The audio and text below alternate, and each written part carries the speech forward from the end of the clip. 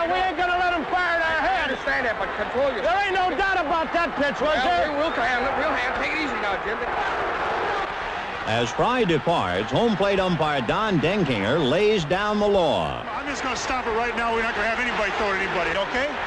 Because if I think you're throwing at somebody, then I'm going to run you, okay? I won't hit nobody. Okay. The message is loud and clear, and Denkinger puts the issue to rest once and for all. Yes. I didn't tell him I thought he was throwing anybody, but I don't want him throwing anybody. If I think he's throwing at somebody intentionally, he's got to go. And same for Dennis, okay?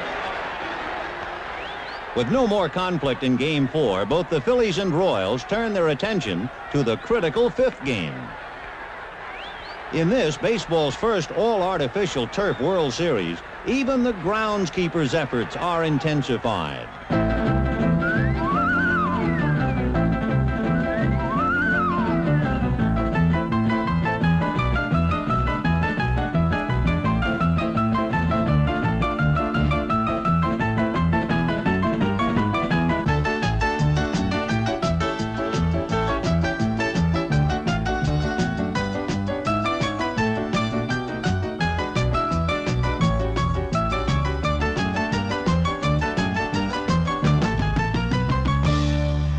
There's always a touch of levity to be found, but now the tension is spiraling for these two stubborn ball clubs. Game 5 ceremonial first ball thrown out by Bryce Durbin, representing the 500,000 athletes in the National Federation of High School Athletic Associations. The real first ball will be thrown by Larry Gura, who's already turned in a commendable performance in Game 2.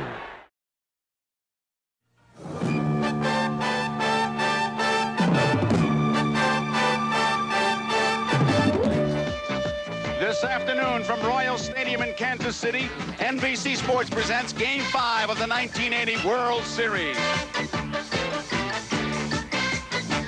The National League champions, the Philadelphia Phillies, versus the American League champions, the Kansas City Royals. Brought to you by Gillette, makers of Right Guard. Yes, men count on Right Guard because men perspire more. By Lowenbrow, when you want the taste of a truly great beer, there's really only one. Tonight, let it be Lowenbrow. By Allstate Insurance Companies, you're in good hands with Allstate. And by Ford and your local Ford dealer, who invite you to test drive the new 1981 Ford cars and trucks.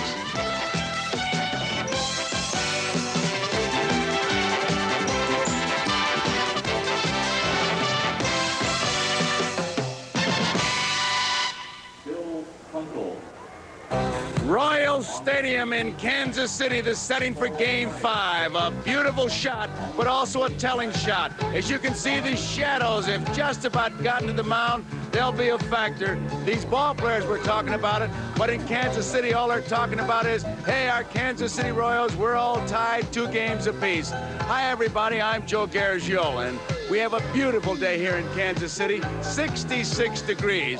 Shadows will be a factor, but those ball players, well, in World Series, everything is magnified. But here in Kansas City, they were talking about the aggressiveness of the Royals, and Hal McRae showed that aggressiveness, and Tom Seaver talked to him. Let's hear what they have to say about it. Hal, yesterday, 2 singles, and with your aggressive play, you turned them into 2 doubles. And it's a kind of play that we've been sitting around waiting to see from the Kansas City Royal team, a kind of play that's been your trademark all year long. Well, I think from now on you're going to see a lot of that. We got a lot of guys that can run, and I think you'll see a lot of guys trying to take the extra base today if they get an opportunity. Were you trying to spark your team by being aggressive like that? No, I watched Maddox yesterday, and he was getting to the ball slow. He was throwing the ball to the cutoff man. They had a double cutoff. I knew if he threw the ball the same way, they were going to have to make 2 throws, or the ball wasn't going to get to second base with anything on it. So I took a chance that he was going to do the same thing. It seems to me now here in Game 5 in your own ballpark that Game 5 is pivotal for the Kansas City Royals. If you do lose here, you have to go back to the Phillies home park and win 2 in a row to be the world champions. Well, we feel this is an important ball game, but we also feel that even if we lose, we're still going to win it because we got the best ball club. Al, good luck today. Thank you. Thank you. Well, back to Joe. Thank you. Okay, Tom, different people watch a ball game just different ways. He saw Maddox, he picked it up, and he took the extra base. Well, on the other side of the field, Dallas Green. He's had a little bit of a problem or a little bit of controversy. Greg Luzinski. Will he play? Will he not play? He's in the lineup today. And then the DH has been a factor. How is Dallas Green managed? Well, Tony Kubek asked him those questions. Dallas, you are DHing Greg Luzinski today. Why not some of the other games? Well, the second game of the series, he was sick with 104 temperature. He came to Kansas City, still had a slight temperature. I felt that it was better with a tougher guy, a guy that was physically sound, and Keith Moreland has done a good job for us this year. That's simple. All right, Dallas, now, I think your club is against the designated hitter rule. It is being used in this World Series, as everyone knows. Do you think it's unfair to ask you to manage with a DH when you haven't done it all year long? Tony, I'm dead set against it. I hate it. I don't think it's right for baseball, but I'm just a little guy. I can't say a heck of a lot about it. I tell you what it does for me, man, is it just makes you fall asleep. You put the guys out there to play, and they're the guys that you picked that are supposed to be best that day, and you fall asleep with it if you're not careful. All right, Dallas, thanks a lot. Back upstairs, Joe Garagiola.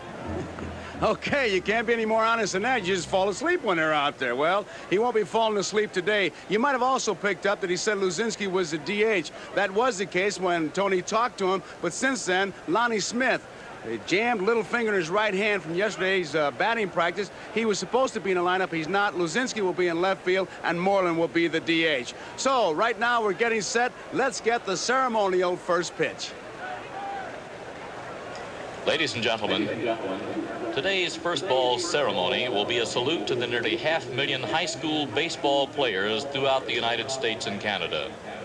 The ball will be thrown from the commissioner's box at the home plate end of the Royals dugout by Bryce Durbin, the executive director of the National Federation of State High School Athletic Associations, which is located here in Kansas City. Mr. Durbin, for all high school baseball players, that first ball, please.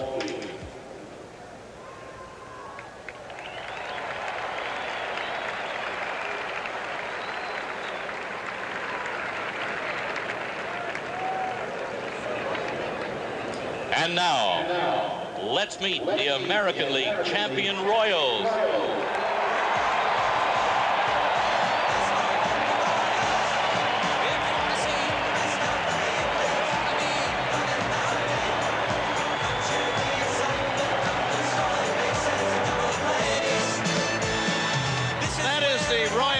Song that you hear.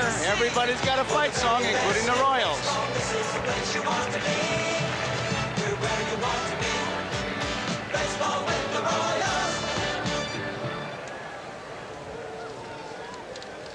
Ladies and gentlemen, an invitation to stand and salute the colors as presented by the U.S. Army Color Guard from Fort Leavenworth, Kansas, under the command of Specialist 5th Class Melvin Berkeley. Now let's all honor America as we enjoy our national anthem with the Letterman.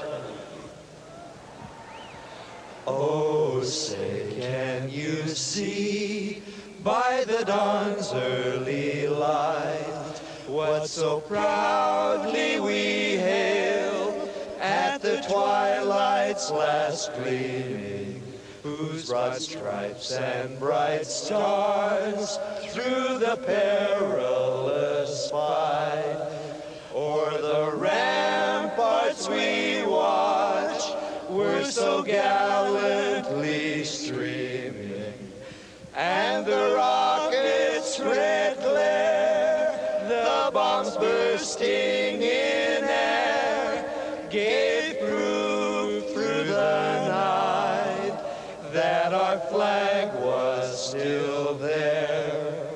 Oh, say does that star-spangled banner yet wave o'er the land of the free and the home of the brave?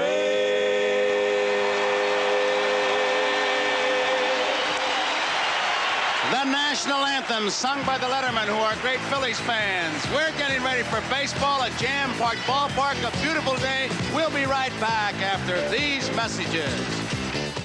Here's your chance to get the official 1980 World Series souvenir program, the same one sold at the ballpark. It's a collector's item commemorating the 77th Fall Classic. Send check or money order for $3 to World Series Program, Box 1980, Norwood, New Jersey, 07648. It's filled with World Series glamour, history, and statistics. That's World Series Program, Box 1980, Norwood, New Jersey. Act now. Quantities are limited. The preceding message was furnished by Major League Baseball. And here is the lineup for the Philadelphia Phillies. Leading off at first base, Pete Rose. Batting second, right fielder Bake McBride.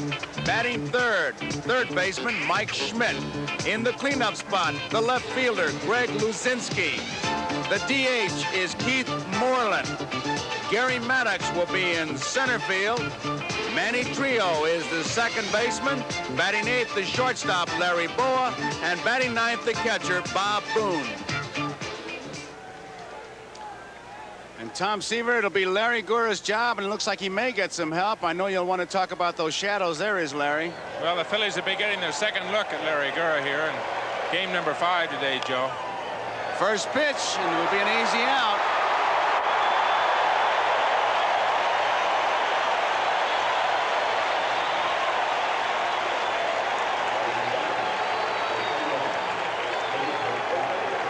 So many times is to try and get Larry Gura early before he settles down. I wonder if that's what Pete was thinking about, jumping on that first pitch. Little sinker ball. Many times, Pete, the first time, if he goes up and he'll look for one pitch, if he gets it, he'll go to swinging at it. Rose was 3 for 15. That brings up Bake McBride. He's 7 for 15, 467. Takes the first pitch low, ball 1. You've been hearing a lot of the sounds around home plate with our microphones. You'll really hear Dutch Rennert call out a strike. We'll try to time it to really give you a full listening.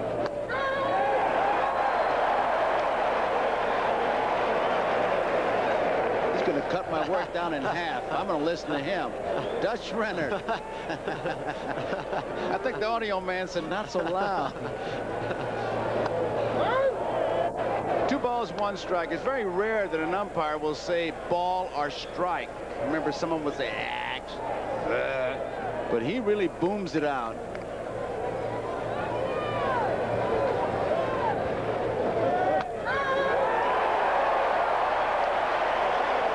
Two balls and 2 strikes. There's the NBC microphone. It's hung right over the screen way behind home plate.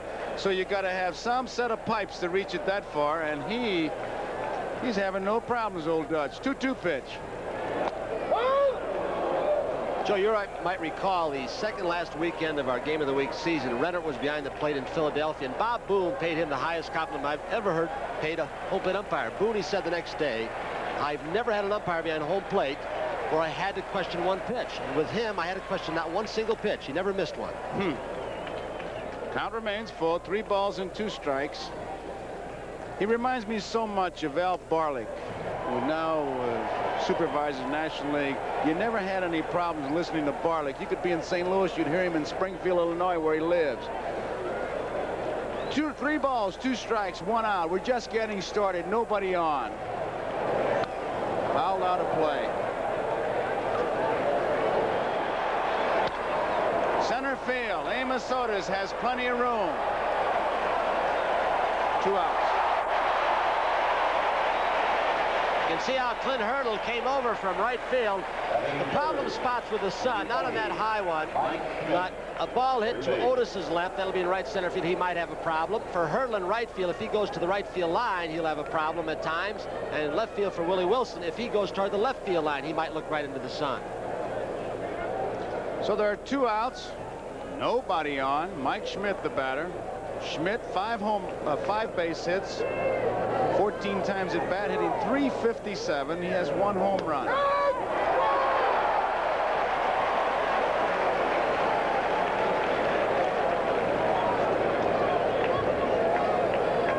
Joe Garagiola with Tony Kubek and Tom Seaver. Top half of the first. 2 outs, nobody on. Mike Schmidt takes it inside. It's 1 ball and 1 strike. Pete Rose hit the first pitch right back to Gura, easy out. McBride, 3-2 count, fouled off a couple, hit the ball to center field. A routine fly ball, 2 outs. And here's Schmidt. 1-1 the count. Foul out of play, 1 ball, 2 strikes.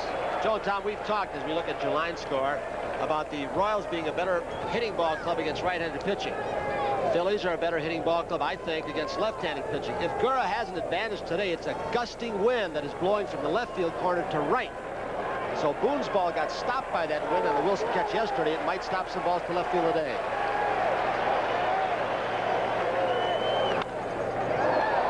Left field, Willie Wilson says, I'll take it. 3 outs.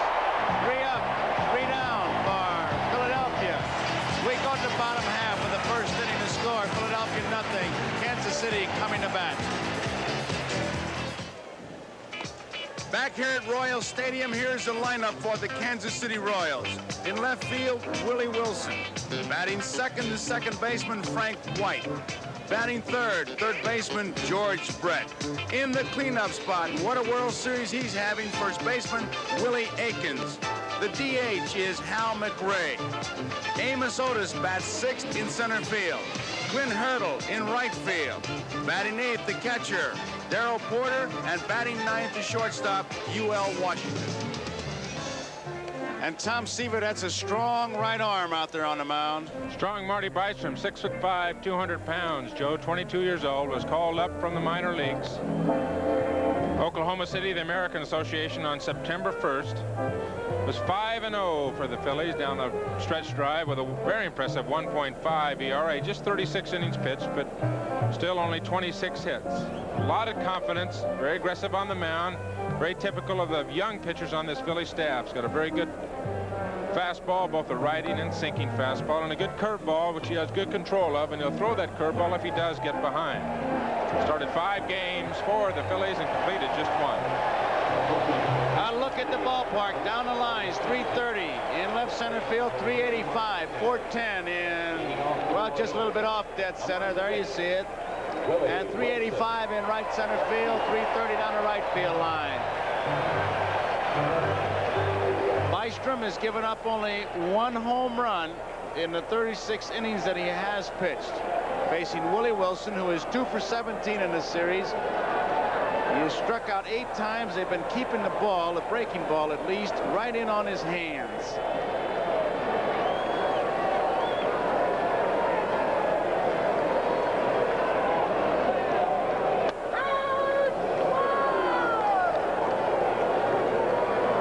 One strike, fastball. No score, bottom of the first, nobody on. Leadoff man.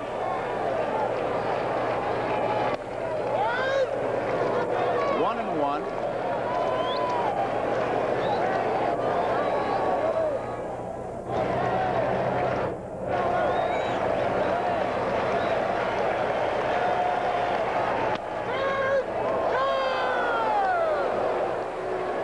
Willie sure has struggled in this World Series, hitting just 118, left side, .083. Stolen 2 bases. Here's where they come with the curveball, and there it was. 2-2. May try it again. 2 balls, 2 strikes. He got 2 quick strikes to the fastball. Now he's got him crippled. They're not giving him strikes in there. When they get ahead of him 2 strikes, they go inside bad. 9 strikeouts for Willie Wilson on a curveball. The record is 11 strikeouts. A good example of the way they've been pitching to Willie Wilson. Hard stuff in, and then when they do get 2 strikes, come back with a breaking ball, and you can see it break right down underneath Willie Wilson's bat. Marty Bystrom, a young pitcher, has a very fine curveball. Here is Frank White. White has 2 base hits, 18 times at bat. That's a 111 average.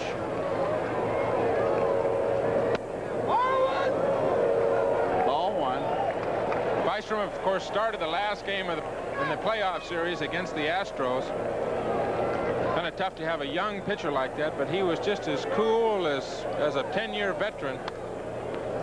Out of play, 1-1. I talked to Herm Starrett before the game, talking about him, how he does keep his cool, how he does have good poise for a youngster, And they told him he was pitching before that game. He says, "Give me the ball. I've been waiting for you to give it to me for the last 7 days." He wanted to pitch that game. Pete Rose, one-hand grab. Bystrom covers in time. White is out. Nice play by both Rose and Bystrom. You know, one thing that's significant, I think, about Rose's play at first base, Joe, the way he has played down there on balls that have been hit to him, even though he has hit balls to him that he can get back to the bag and beat the run of the bag, he makes that pitcher come over to that bag. I've not seen him on a play like that go to the bag himself. And that forces that pitcher to hustle over to the base. A pitcher will never get lazy when it does that. Even if Pete is just a few feet off the bag, he seems to want that pitcher to come all the way to first base. So there are 2 away, and here is George Brett. Brett 6 for 15. That's a .400 average. He has 1 home run, 2 runs batted in.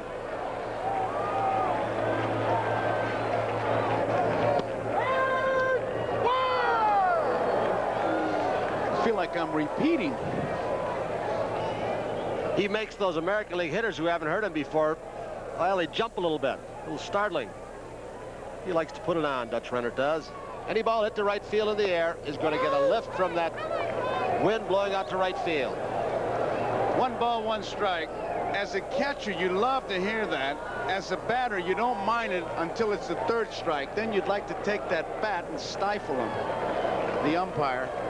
But it's not his fault. There's another base hit, so what's new? And that'll bring up Willie Aikens, and he should get a tremendous hand when he comes up.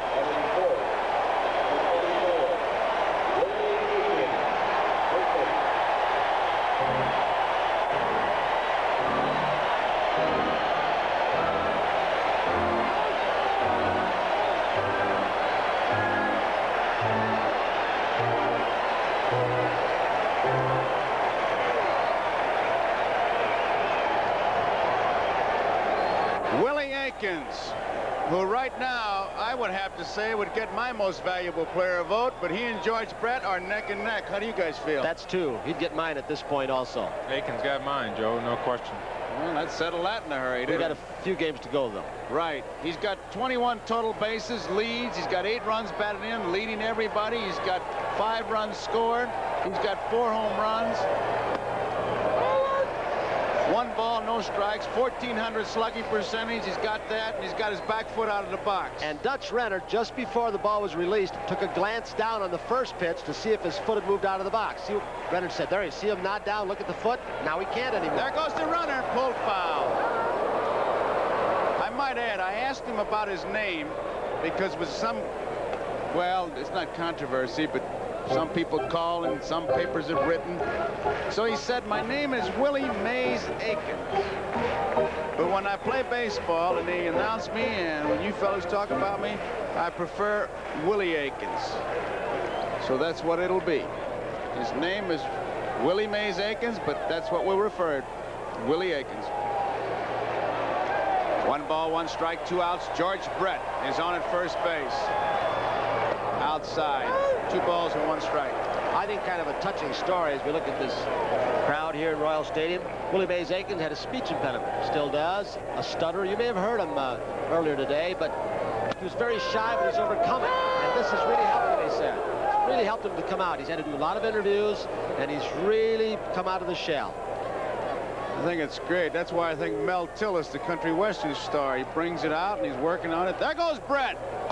They're going to have a tough time getting him. They won't get him.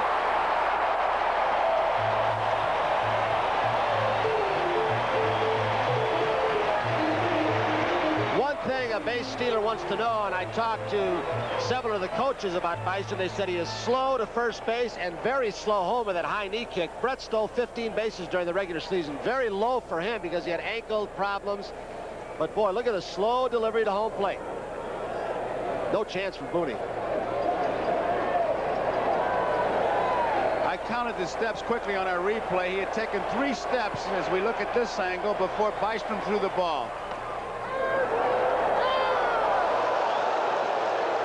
Aikens called out on strikes, so that ends the inning. We complete 1 inning of play here. The score, Philadelphia nothing, Kansas City nothing. And due up for the Phillies will be the left fielder, Greg Luzinski, DH Keith Moreland, and Gary Maddox. Next Sunday, start your day with NFL 80, followed by exciting regional action featuring the Steelers-Browns battle. Check local listings for the game in your area. The Kansas City defense looks like this behind Larry Gura. Willie Wilson, Amos Otis, Clint Hurdle from left to right, George Brett, UL Washington, Frank White, Akins in the infield, Darrell Porter behind the plate, and Larry Gura. Here is Greg Luzinski. Luzinski playing left field. He was scheduled to be the DH, but Lonnie Smith had jammed a little finger from batting practice. Swollen, couldn't play. Luzinski hits the first pitch foul as strike one. So he's in left field. Moreland is the DH. Been a little bit of controversy swirling around this big guy. He was sick in Philadelphia, but said yesterday, at least was quoting the paper, I wasn't sick, I could have played. Dallas Green told you, Tony, that he couldn't play or didn't play him because he was sick. So Luzinski said he was sick one day, that he was unable to play. 1 ball, 1 strike. He might have been sick of Green telling him he couldn't play. Well, you've got to figure that his bat's got to be in the lineup for this ball club. He's had some good years for them, not the last couple, but he did get 2 game-winning RBI hits, home run and double in the championship series. His bat is very valuable. 1 ball, 2 strikes. Of course, as everybody knows, as we look at Dallas Green, Luzinski is in the lineup for his bat. He's not what you would call a good outfielder, although much improved. 1 out. That is something you will see, I think, Gura do more of today. Go inside, as you talked about, this big ballpark. And with the wind gusting again, if he does make a mistake inside, that wind might hold the ball in. So he may challenge hitters a little bit more, go to a little more off-speed stuff at times, let the right-handers pull the ball more often. Here's Keith Moreland.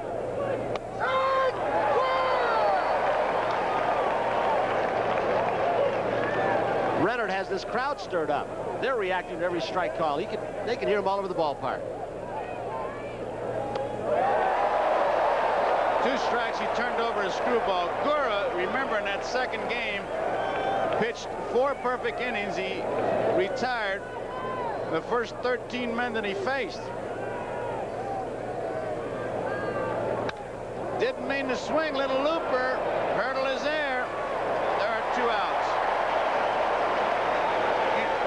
I'll not belabor the point, but Hurdle is having trouble with the sun. Gura's in the shadows. There's a strip of sunlight running across in front of the plate. Home plate is in shadows.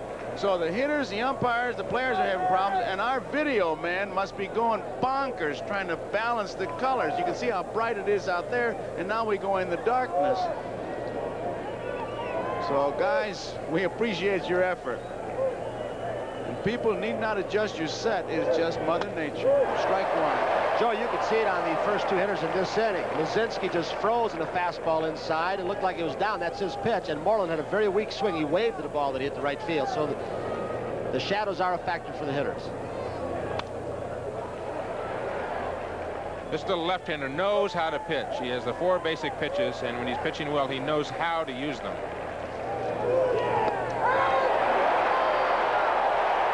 Gura with his 2nd strikeout. Both called. Is now retired. 6 men in a row. And this Kansas City crowd really reacting not only to Gura's pitching, Renard's umpiring. We go into the bottom half of the 2nd. It's the Philadelphia Phillies and the Kansas City Royals. Nothing and nothing. And due up for Kansas City, it'll be Hal McRae, the DH, Amos Otis, and Clint Hurdle. Hal McRae. 0-1. McRae hitting at .533. 8 base hits, 15 runs batted in. They're playing him in right center field. Ball 2. Kid on the mound. Without him, Dallas Green says the Phillies would not be in the World Series because he was 5-0 in September. Would have made the club in the spring, but he pulled a muscle. Off the leg. Trio's there. They're going to get him. It goes 1-4-3. McRae has 1 RBI, not 15, and he just got a base hit taken away from him. Batting 6th, number 26, Amos Otis. Bystrom still refuses to rub it. Tommy? Just like any young pitcher, you get behind a good hitter, and those good hitters are going to hit the ball hard. Al McRae, of course, a 2-0 pitch and another line drive for him. Did that hit Ended up and out, did it hit the heel of his glove or hit his foot? Or the rubber? Looked to me like it might have hit him in the knee, inside of the knee or the heel of the glove. Here's Amos Otis. Otis, 9 base hits, 17 times at bat, a .529 average with 2 home runs and 6 runs batted in.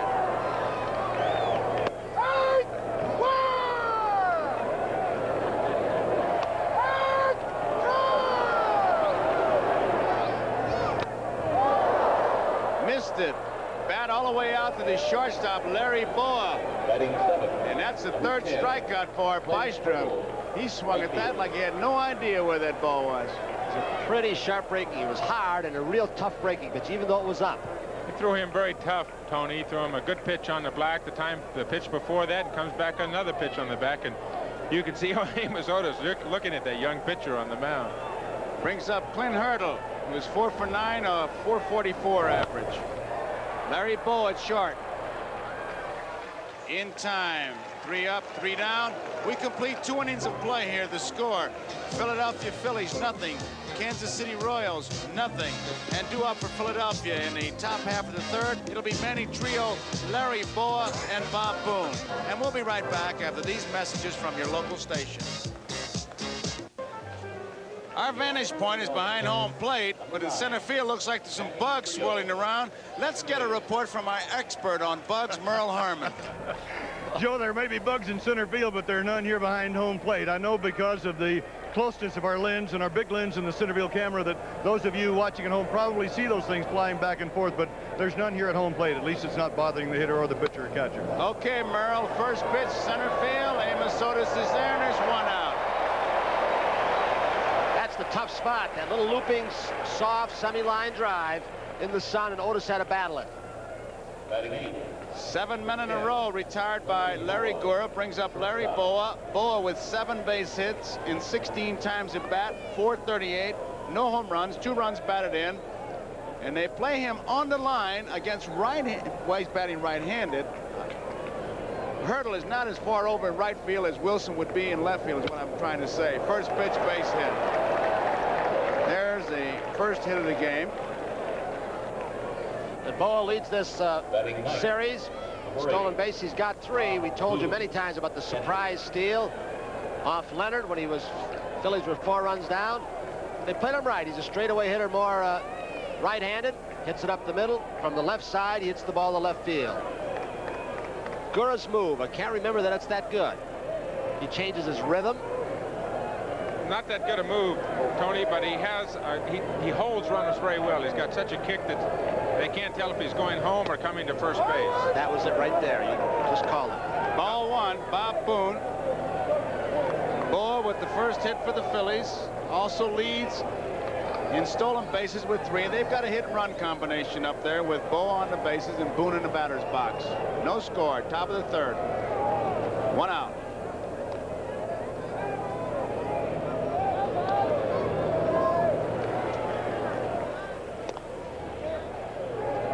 He won't give you the same look twice.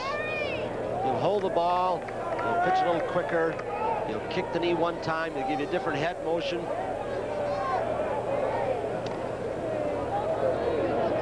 Ruben Amaro, the first base coach, is reading him. And he will relay information, sometimes call time, and talk to his base stealer or base runner. Does it a lot with Lonnie Smith. There he goes. Swung on.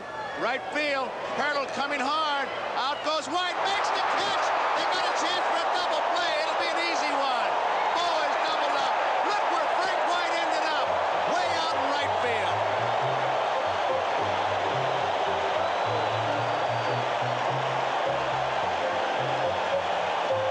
Boa stopped between first and second, and then he said there is no way he's going to get it. Then he took off again. This ball is in short right field. Look at the composure he had, the presence, the instinct, call it what you want, to get the ball back in the infield. Ruben Amaro, watch him. Watch Boa's reaction, Tom.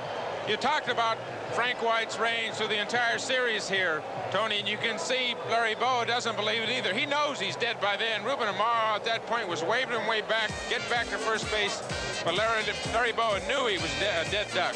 So, bottom of the third, no score here. Nothing, and due up for Kansas City. Darrell Porter, UL Washington, and Willie Wilson. Darrell Porter leads it off. He is 0 for 10. Ball one. Both ball clubs with one base hit. Brett, the hit for Kansas City. Boa, the hit for Philadelphia. No score. Bottom of the third. What a play by Frank White. There's his first base hit.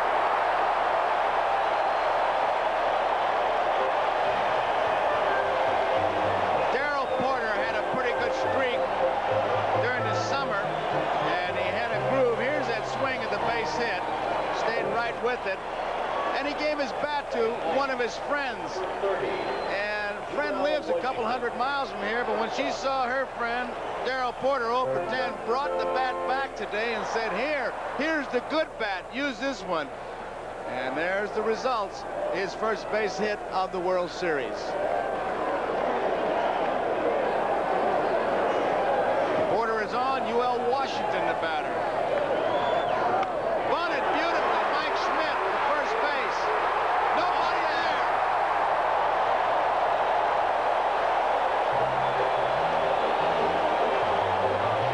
Schmidt very wisely and somehow came up, and most third basemen would have let that ball go, and you've got maybe one run home. Watch this. How he hung on to this ball, I don't know.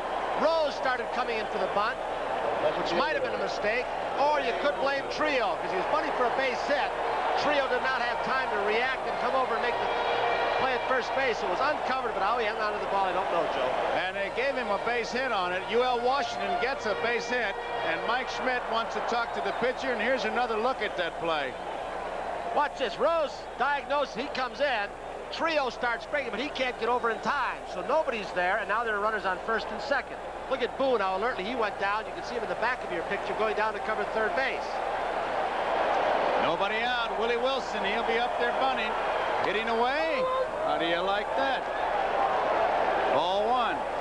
Well, he's not going to hit into a double play. That you know from the left side. The only thing is, he could strike out for you. He's looking down at Gordy McKenzie. There could be a switch. He has 9 strikeouts in 5 games. Center field. Maddox going back. Tagging up at second is Porter. We're going to have a race. He'll hold. 1 out. Another reason why he didn't bunt was the man you just mentioned. With Porter on second base, does not run well. You've got a situation where he's thrown out at third. So that might not be a bad idea, because then you got Wilson and UL Washington on the base instead of Porter. Can he erase him? He does get thrown out. Brings up Frank White, who made that fantastic play to get the double play. The real tribute, as you saw our coverage of Boa, who started, saw the ball in the air, stopped, and then said there's no way he's going to get it. Thought it was going to drop, started for second, and then White made the play. Ended up an easy double play. 4-3-1 if you're scoring is the official ruling. It's high, ball one. Frank White bounced out his first time up. He had a career high in RBIs with 60 this season. Porter at second, UL Washington is at first.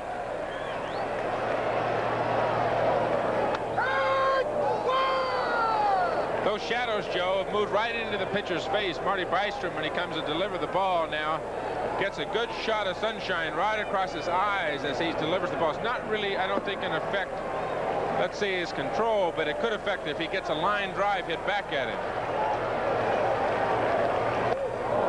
1 ball and 2 strikes with 1 out. Bottom of the third, no score.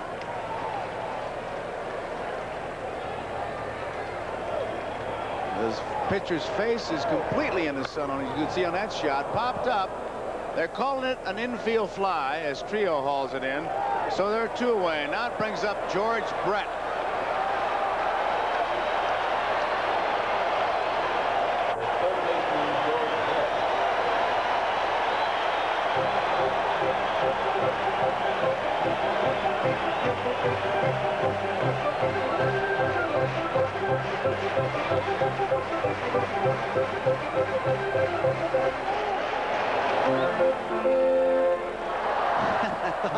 A George Brett fan. He can't wait to see what happens as we go to the handsome young George Brett.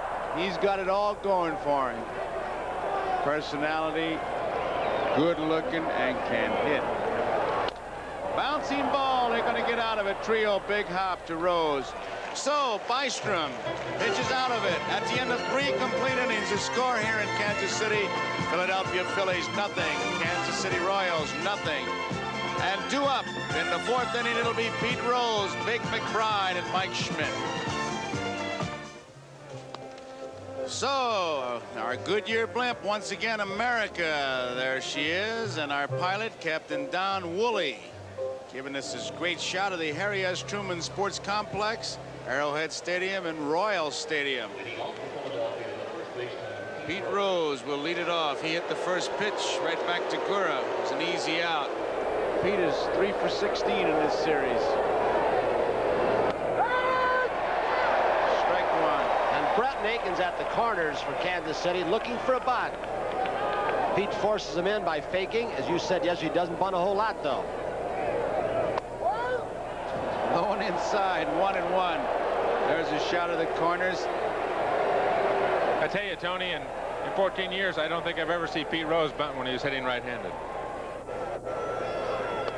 It's outside. So what could happen there is Petey Rose Jr. Quite a show you did with him yesterday after the game. That was a bunch of fun. You can tell the folks when we have time. He's something, I'll tell you that kid. 2-1 pitch. Outside, 3-1. Did his show with Harry Blackstone. Magician. And Petey Rose, he didn't, there he is. Right back up to middle. Off the glove. White has it. It is in time.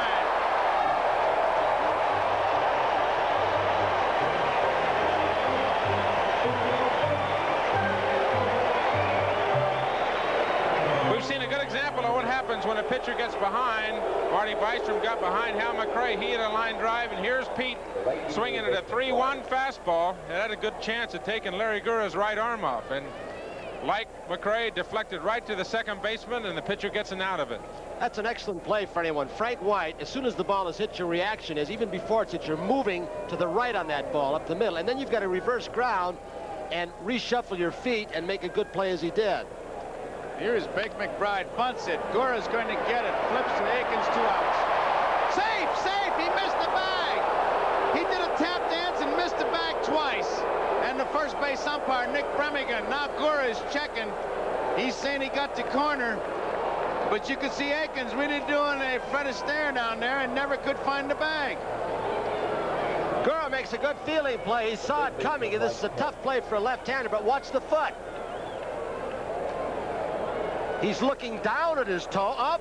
He knew he missed it the first time. What they're arguing is that he touched it before. Tie. We're going to ask Ron Luciano when we have a chance about those ties at first base. There's an old expression we use in our neighborhood, maybe in yours too, Joe, as we look at the play again. A tie goes to the runner. I don't know if that's true or not. No such thing as a tie, Tony. The rule book says if the ball beats you, you're out, and if you beat the ball, you're safe. No such thing as a tie.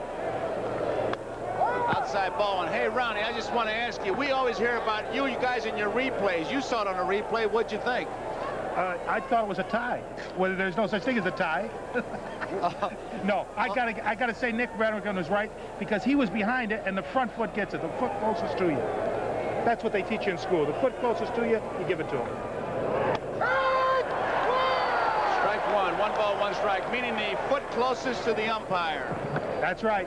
And in that case, it wasn't Willie's. So Nick went against the rule book.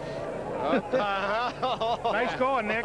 I thought I'd bring that up. The closest foot to him was Aikens, and he gave it to McBride. But then again, Luciano's favorite color is plaid.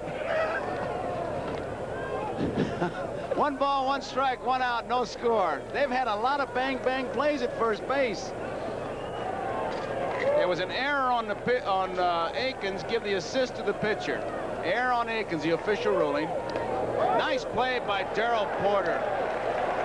Want to look at the ball now. 2 balls, 1 strike, 1 out. 2 balls, 2 strikes, 1 out, no score. We're in the 4th. Good shot. You see exactly what McBride's seen, the move from Gura. There's the foot action you talked about, Tom.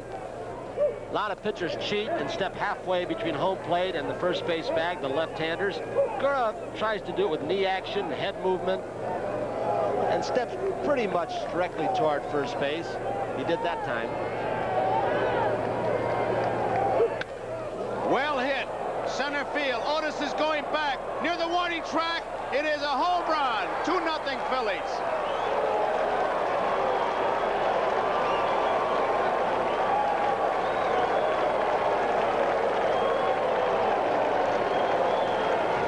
There are some Philly fans here, but right now, a little quiet here at Royal Stadium as Mike Schmidt hits his 2nd home run of this series, and the Phillies lead 2-0. It's how Mike Schmidt talked about moving off the plate so he can extend those arms more. And the first pitch to him was inside. They tried to jam him. He laid off, and then they went away, and Schmidt really extended the arms.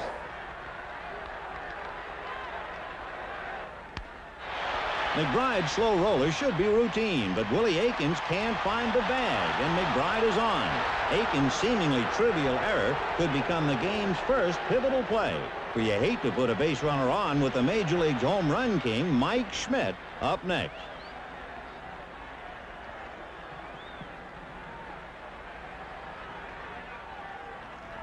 An outside fastball is sent out, way out, and there'll be no carom on this one. The Phillies go ahead 2-0, and Schmidt's 2nd home run of the World Series thrust the Royals into the role of playing comeback. Well, Mike Schmidt, you're looking at one of the strongest hitters in the major leagues. And if you give him a chance to extend those arms, he's definitely going to hurt you.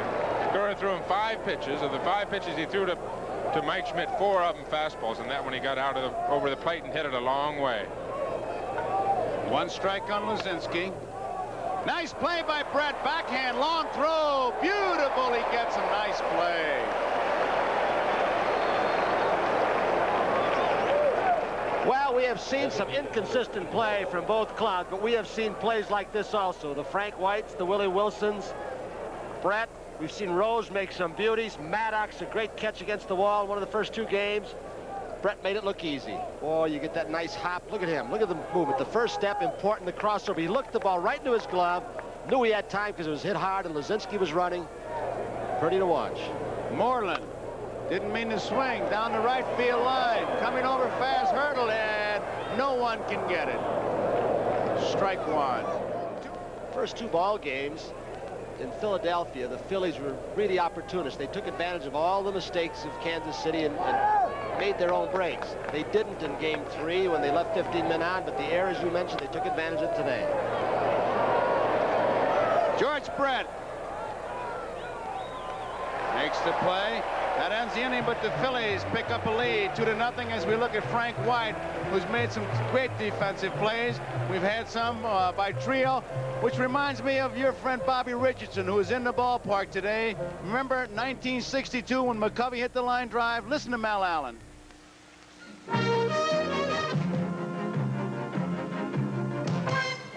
Ralph Terry on the mound for the Yankees. 2 out, bottom of the 9th inning, 7th game of the World Series. Willie McCovey at bat, runners on 2nd and 3rd. A line drive hit right at Bobby Richards as he grabs it. The World Series is over in one of the most heart-thumping finishes in World Series history. 1-0 New York. The Yankees win the series 4-3.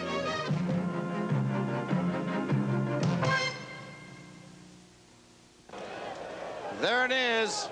The Harry S. Truman Sports Complex here in Mid-America. And what a beautiful sight.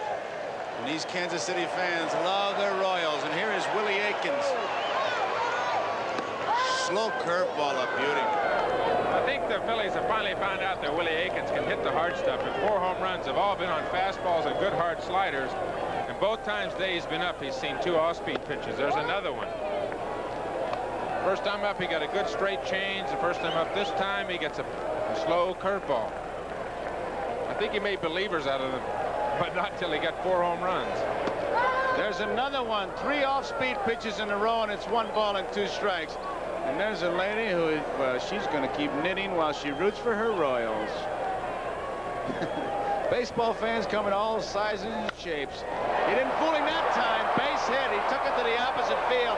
Everything was off speed, and Willie said, I can hit that. You throw the rosin bag, I'll hit that. He got the ball upstairs, but I think the Phillies might be surprised because I've seen him before. He is a straightaway or left center field hitter.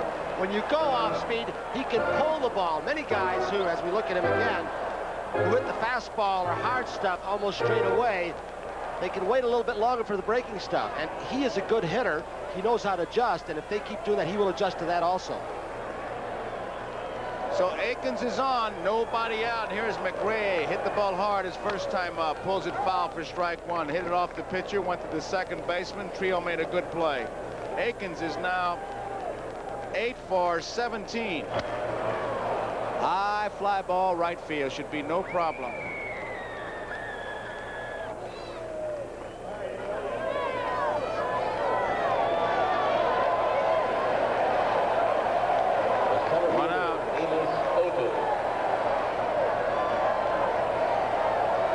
Down at first base, not holding Willie Mays Aikens.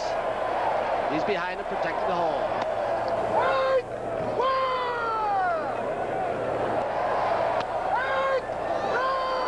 Two strikes to count. Tom, this kid, they always talk about a young kid who knows how to pitch. This kid has a command of that strike zone when he's in his groove. Very good command and control of his pitches, and he also is working with a very good catcher back there, a guy that knows how to call a game and will work both sides of the plate, too. Bob Boone is very experienced and very knowledgeable on how to work his pitching staff. Well hit, base hit, left field. Aikens, round second, he'll hold. Otis looked like he might have jumped on a high curveball. Amos Otis struck out the first time up on 3 pitches, Tony. 3 perfect pitches. The first 2 pitches up this time were perfect pitches. And then a ball inside, and there's the mistake, and that's the mark of the good hitter. The hitter that hits the pitcher's mistake. That's the first pitch that's been a mistake that Otis has seen from Bystrom. So the Royals have the tying runs on base. Aikens at second. Otis is at first. 1 man out. Hurdle pulls it foul, strike one, an off-speed pitch. I don't know if that's the scouting report or if Bystrom has developed a romance, because you pitchers, you do fall in love with the off-speed pitches. Well, it depends on who the hitter is, Joe, and I think the scouting report on Hurdle and Aikens are good, dead fastball hitters. There's an example of throwing the first pitch off speed and coming back with a fastball over the inside half of the plate, and the hitter is taken by surprise. That's pretty good pitching right there, and that's, I think a lot of it goes credit to the catcher behind the plate as well as the young pitcher on the mound. Outside. Booney is setting him up for something. That pitch is working. Wasn't that far off. He can go either way. He can go with a fastball or he can go with the off-speed pitch. Let's see what he does. Sophomore center field camera after the signs. Watch where he points when he wants the ball. Fastball inside, looks like. Outside. Got him. You saw him shift outside. If Hurdle was kind of looking or peeking, and then that target was inside. Booney does a good job, and Hurdle is out on strikes. Watch him now. See him go outside, but that ball, now he'll go back inside, because that's where he's signaled. Good piece of catching. Sometimes that gets lost. That's a 4th strikeout for Bystrom. There are 2 outs. And here is Porter, who got his first base hit of the series his last time up. Right to Pete Rose, line drive. Porter lines to Rose. That ends the inning, so the Royals do not score. We complete 4 innings here, and the score, the Philadelphia Phillies 2, the Royals nothing. And 2 up for the Phillies. In the 5th, it'll be Gary Maddox, Manny Trio, Larry Boa. We'll be back after these messages from your local station. Well, the Royals have runners on first and second. And this line shot by Darrell Porter with that newly found bat. He's got 1 base hit, but Rose spikes the ball, and that's why some people don't care for Pete in the away cities. You don't like Pete until he gets to your town and he plays for you. Then you love what he can do for your ball club. We are in game number 5 of the 1980 World Series. Each team has won 2. Phillies 2 in their home ballpark, Veterans Stadium, Kansas City. 2 games here. Gary Maddox facing Gura, drill, but pull foul in the left field corner. 1 strike on Maddox. It'll be Maddox, Trio, and Boa to face Larry Gura. There's the shadow on Hurdle. Look at that. Look at the size, the length of it. Way inside, he moved him off the plate, 1-1. Philadelphia scored in the 4th. After a ground out by Rose, McBride tried to bunt. Gura made the play, turned it over. 2 balls and 1 strike. Gura made the play, but Akins, as we look at Jimmy Fry, could not find the bag. McBride beat it out. Then Schmidt got a ball out over the plate and drilled it high and pretty far to right center field. So it's 2-0, the Phillies over the Royals. Left center field, deep, Willie Wilson with that great speed. He just outruns balls right at the 385 mark. So he's the 4th fastest man in his neighborhood, huh, Joe? I'd like to meet those other 3 guys and shake hands with him. Watch this play. He simply outruns it. And I want to say this, a tremendous amount of pressure on the young man because he is a disruptive force, and everybody says, and look at him continue to go after that ball. He has not been hitting. He's been striking out a lot. And yet he's made one great catch after another. Here's a real good look at him. He's got it in sight all the way, goes right to the wall. He hasn't dogged it because he's not hitting it. That's the tribute and the real test of the good ball player. Now with 1 out, it's Manny Trio. Outside with a breaking pitch. Phillies 2, Royals nothing. The Royals have 5 hits, the Phillies 2. The Royals have committed that costly error, and Schmidt jumped on a fastball for the home run. We're in the top of the 5th with 1 ball, no strikes, and 1 out. Trio, the hitter, facing Gura. Loops it out to right field. Hurdle battle the sun, and it is getting a lot worse now for the right fielder than earlier in the ball game. But he did battle the sun and make the catch. An off-speed pitch by Larry Gura. Manny Trio got way out in front. You can see how he got his balance out on his front foot. Glenn Hurdle fighting the sun. Gets behind it, and that is a very difficult sun field for an outfielder to play.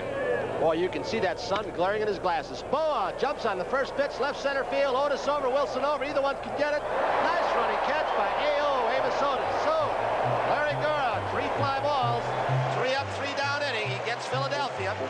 We'll go to the bottom of the 5th here in Kansas City at Royal Stadium with a score. The Phillies 2, the Royals nothing. And there is Amos Otis.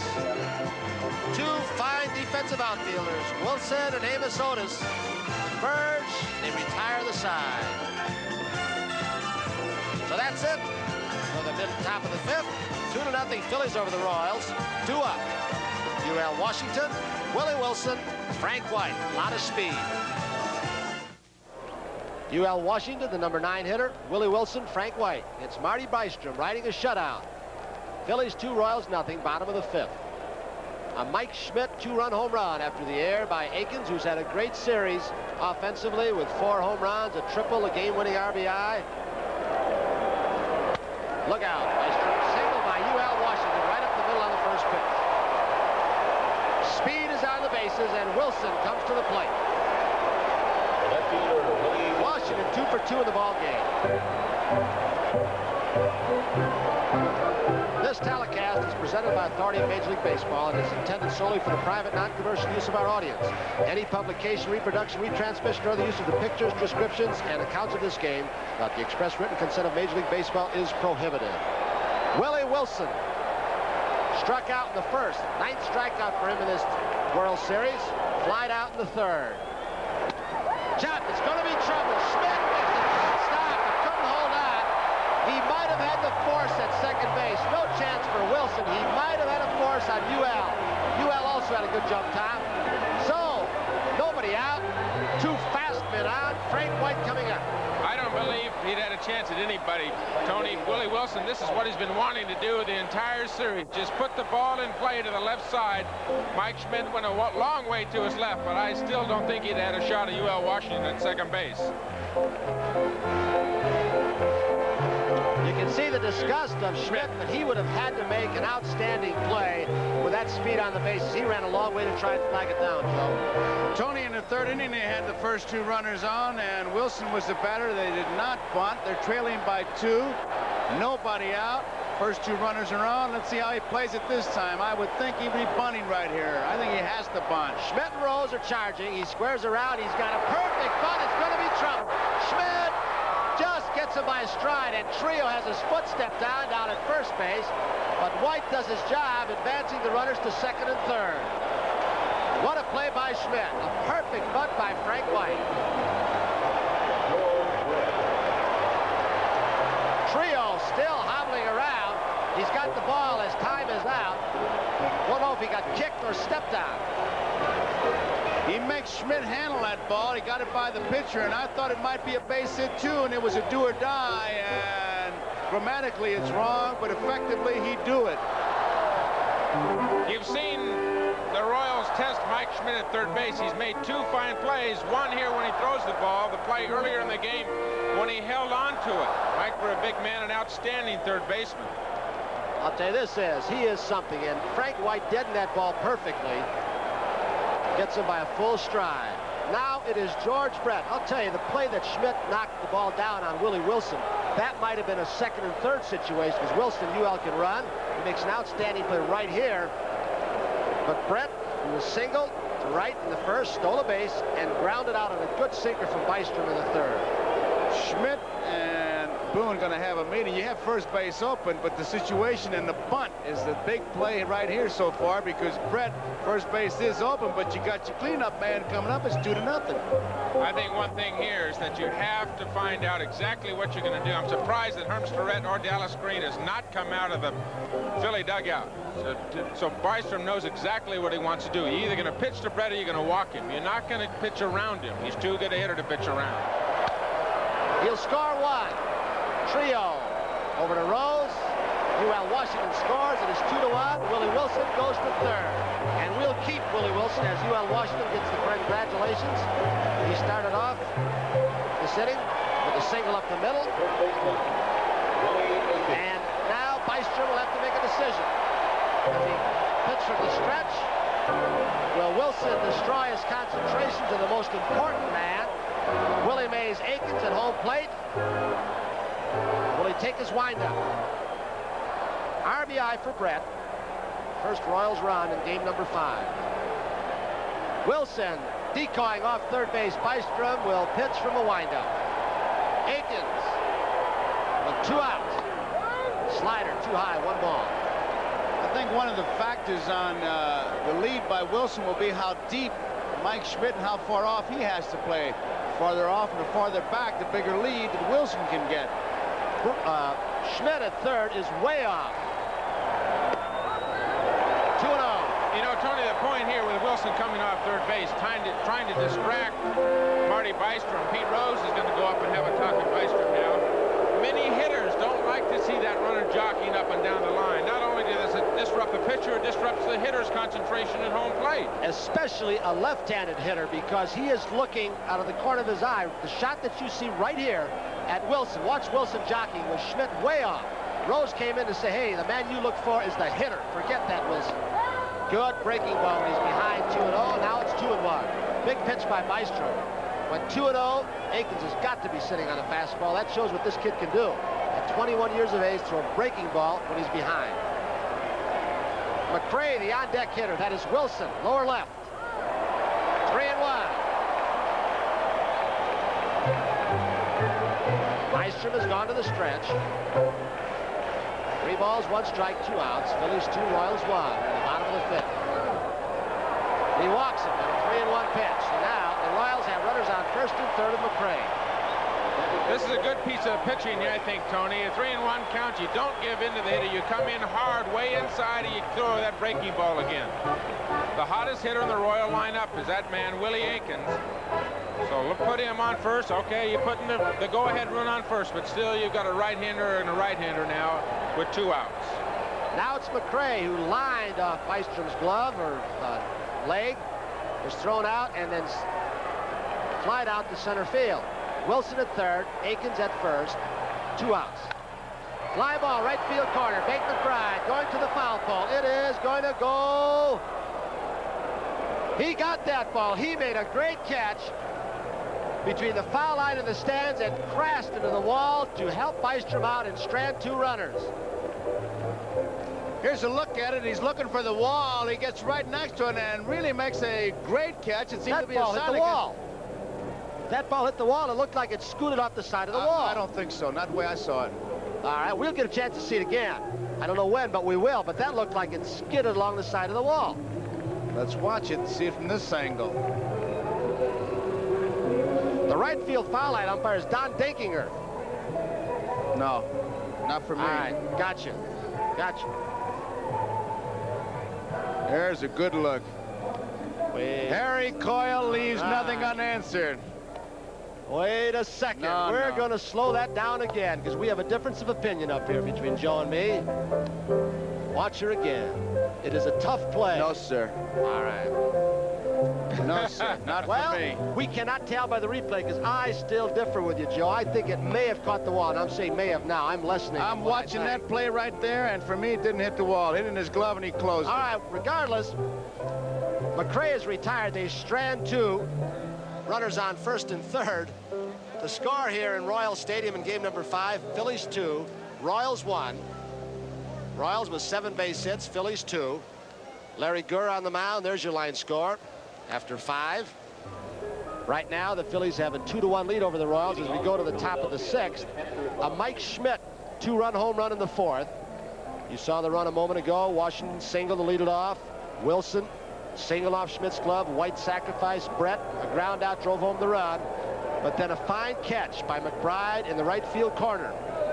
May have saved some more runs. Bob Boone, Pete Rose, Nate McBride. 1 strike to Boone. He into a double play in the 3rd.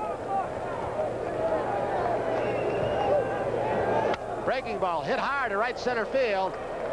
Hurdle cuts it off, so Boone is held to a single. Now it'll be Pete Rose, who has grounded out twice. The first baseman, Pete Rose. Well, that discussion we had about whether or not that ball caromed off the wall or not proves the point we've said often, and umpires have too, that replays can fool you. I don't think they lie too much. Tell the truth most of the times, but some of the times they fool you. No, people lie. Machines don't lie. Rhodes. Boone at first. Squares away, 1 strike. You know, I think it's interesting. I've talked to our director, Harry Carl, about it on that play where you saw that little trailer on the ball because some of the lens speeds are not fast enough. You saw the little white trailer on that thing, and it was deceiving. 1 strike to Rose. We're in the top of the 6th. Boone's at first. Gura the pitcher. Off the glove, it'll be 2. Rose hits it hard, right into the glove of Gura. An excellent fielder. He has shown that 3 times today. Larry Gura says, yeah, I got it, but I'm not so sure how. So they double off Boone. 2 outs. The book on Larry Gura that season, excellent fielding pitcher. Here again, Pete Rose, just like last time, hits the ball very hard up the middle and an easy double play for him. Watch Aikens tag the bag and what he does. Right in the middle and looks right at the umpire. Are you looking, Mr. Umpire? Beautiful. There's another shot of a dead duck. Bob Boone, look at him. Boom. Just like Larry Boa earlier in the game, no chance to get back to first base. What Joe was talking about earlier, back in the 4th inning before Schmidt's home run, a bunt that Gura fielded threw to Aikens, and he missed the bag. That set up Schmidt's 2-run home run. 1 strike on Bake McBride. There are 2 outs. I'll tell you, for young pitchers, Larry Gura's follow-through and the way he plants his feet in perfect balance is a great lesson for the youngsters. Breaking ball. He pulled the string, goes 1-1. Larry Gura, he is a super athlete. Was a good swimmer, high school and college, Arizona State. Slider popped up, left side. Brett will be waved away. Look out! Willie Wilson came from left center field and almost ran UL Washington over. He really let out his speed that time. UL makes a nice play. They've got tremendous speed on this ball club, and you only refer to it as base runners, but on defense, look at this. UL makes the play. Right there is Willie Wilson, who could have made the play in the same way on a deep fly ball in left center field. Otis could have caught it, or Wilson. Well, going to the bottom of the 6th here at Royal Stadium. Phillies 2, Royals 1. It'll be Amos Otis, Clint Hurdle, Darrell Porter 2 up for Kansas City. Multi-talented Amos Otis led the Royals' attack. His speed surpassed his highly successful rookie campaign of 1970. His lean appearance gives a deceptive view of his power. Amos sailed 15 balls out of the ballpark in 1971, and the distant left and left center field fences in Kansas City left several of his other drives and those of his teammates a little bit short. That situation will change in the new stadium when the distance is decreased by nearly 40 feet. Royal Stadium in the heartland of America. Kansas City. This World Series tied at 2 games apiece. Amos Otis, Clint Hurdle, Darrell Porter, bottom of the 6th. All the fans here, we hope you at home are enjoying this World Series. 2-1, Phillies over the Royals. Man you mentioned a while ago, Bobby Richardson in the ballpark, my former roommate. Otis has 10 hits. It is 3 short of Richardson's record of 13 in a 7-game series. Renner, 1 strike. Billy Martin in a 6-game series with the 53 Yankees had 12 base hits. Otis has had an excellent World Series thus far. Breaking ball hit deep to left field. He hung a curveball. Lazinski is tied at 2.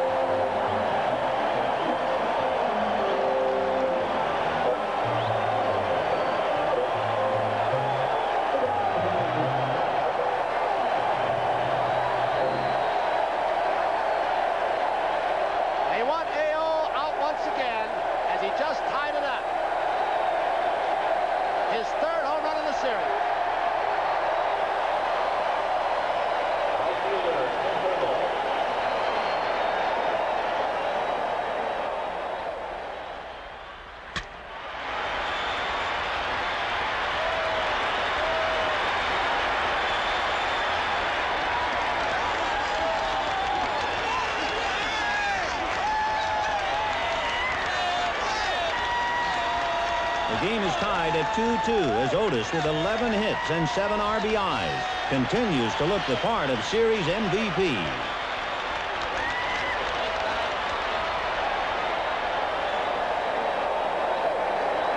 We talked about Otis earlier. The last time up, he got a high breaking ball and hit it for a base hit. The first mistake he got, and here's another high breaking ball, another mistake, and this time a home run.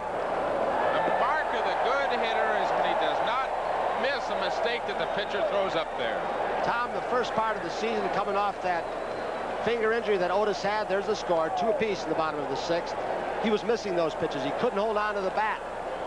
But he finished off fairly strongly. He has 3 home runs in this World Series. There have been 11 hits.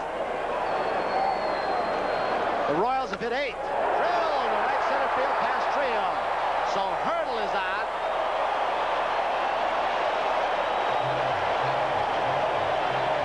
Mr. and Mrs. Ewing Kauffman. Muriel.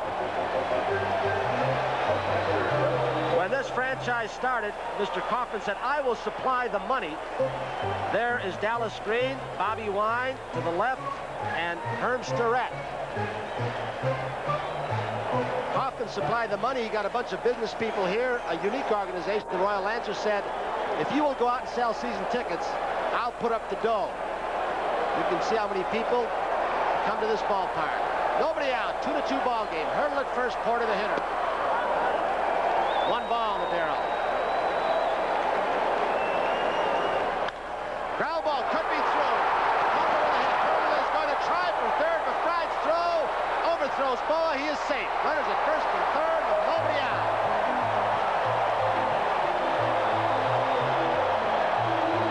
The Philadelphia bullpen's been busy.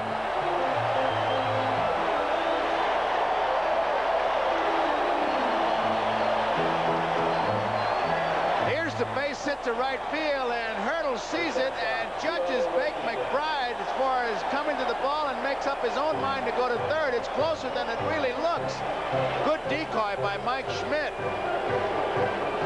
A good example of just following yesterday, Hal McRae was very aggressive on the bases, and Clint Hurdle takes it up right here, stretches all the way around to third base on the single for right field by Porter. Very good decoy by Schmidt at third base. He's very good at that. He'll wait till the last second to go get the ball. A lot of times base runners will look at that infielder's eyes to see which way that ball is coming and then slide towards his eyes in that direction. Bystrom is going to have to leave the game. Dallas Green is making a pitching change. Well, we're in the bottom of the sixth. We've got a 2-2 ball game. And Hurdle sprints for third. We're going to leave you for a moment with the score here in Royal Stadium. All tied up in 2.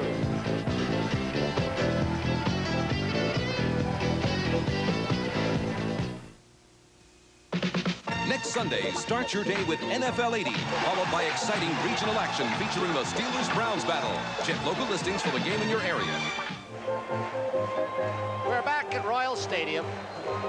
You're not number 1 yet. You're number 1 in the American League, but not yet in the world.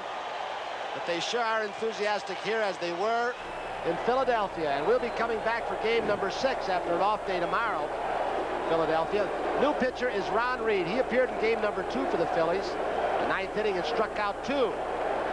Hurdle is at third. Porter is at first base. UL Washington, the hitter. Porter's hit the ball hard 3 times. 2 singles to right and a line out to Rose. Washington 2 for 2 with 1 run scored. Fly ball left field. Hurdle will tag up. Luzinski will have to go to second base as Porter was tagging up. Here comes Hurdle. Royals lead 3-2.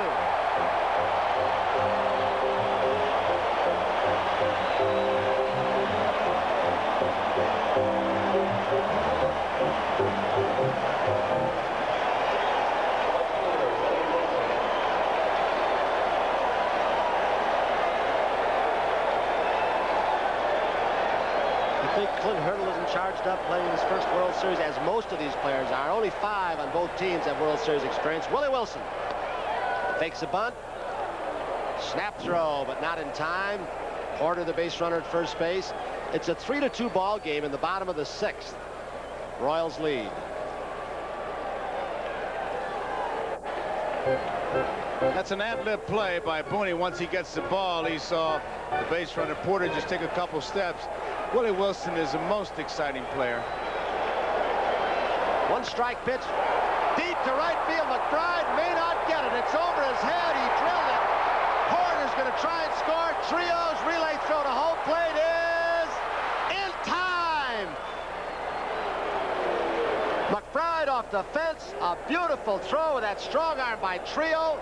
They get Porter. Thought they had no chance whatsoever, Joe. What a great throw. I was watching Porter coming around third at about, he'd lost the gas cap when he came around third, and Trio's strong arm, you just knew that he was going to get him, but Gordy McKenzie had him coming all the way. The relay is just a perfect play. Now watch him give it to Trio, who's really, I think, the best relay man I've ever seen. A strong throw. It's not even close.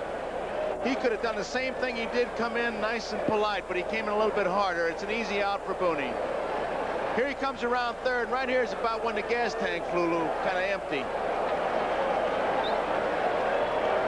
I'll tell you, he had Booney set up because Booney was going to block the plate. He had to go down for that short hop. Now it's White with 2 outs. Wilson will be stranded at second as he pops it foul to Schmidt. So Reed pitches out of it. Could have been trouble except for a great relay throw by Trio.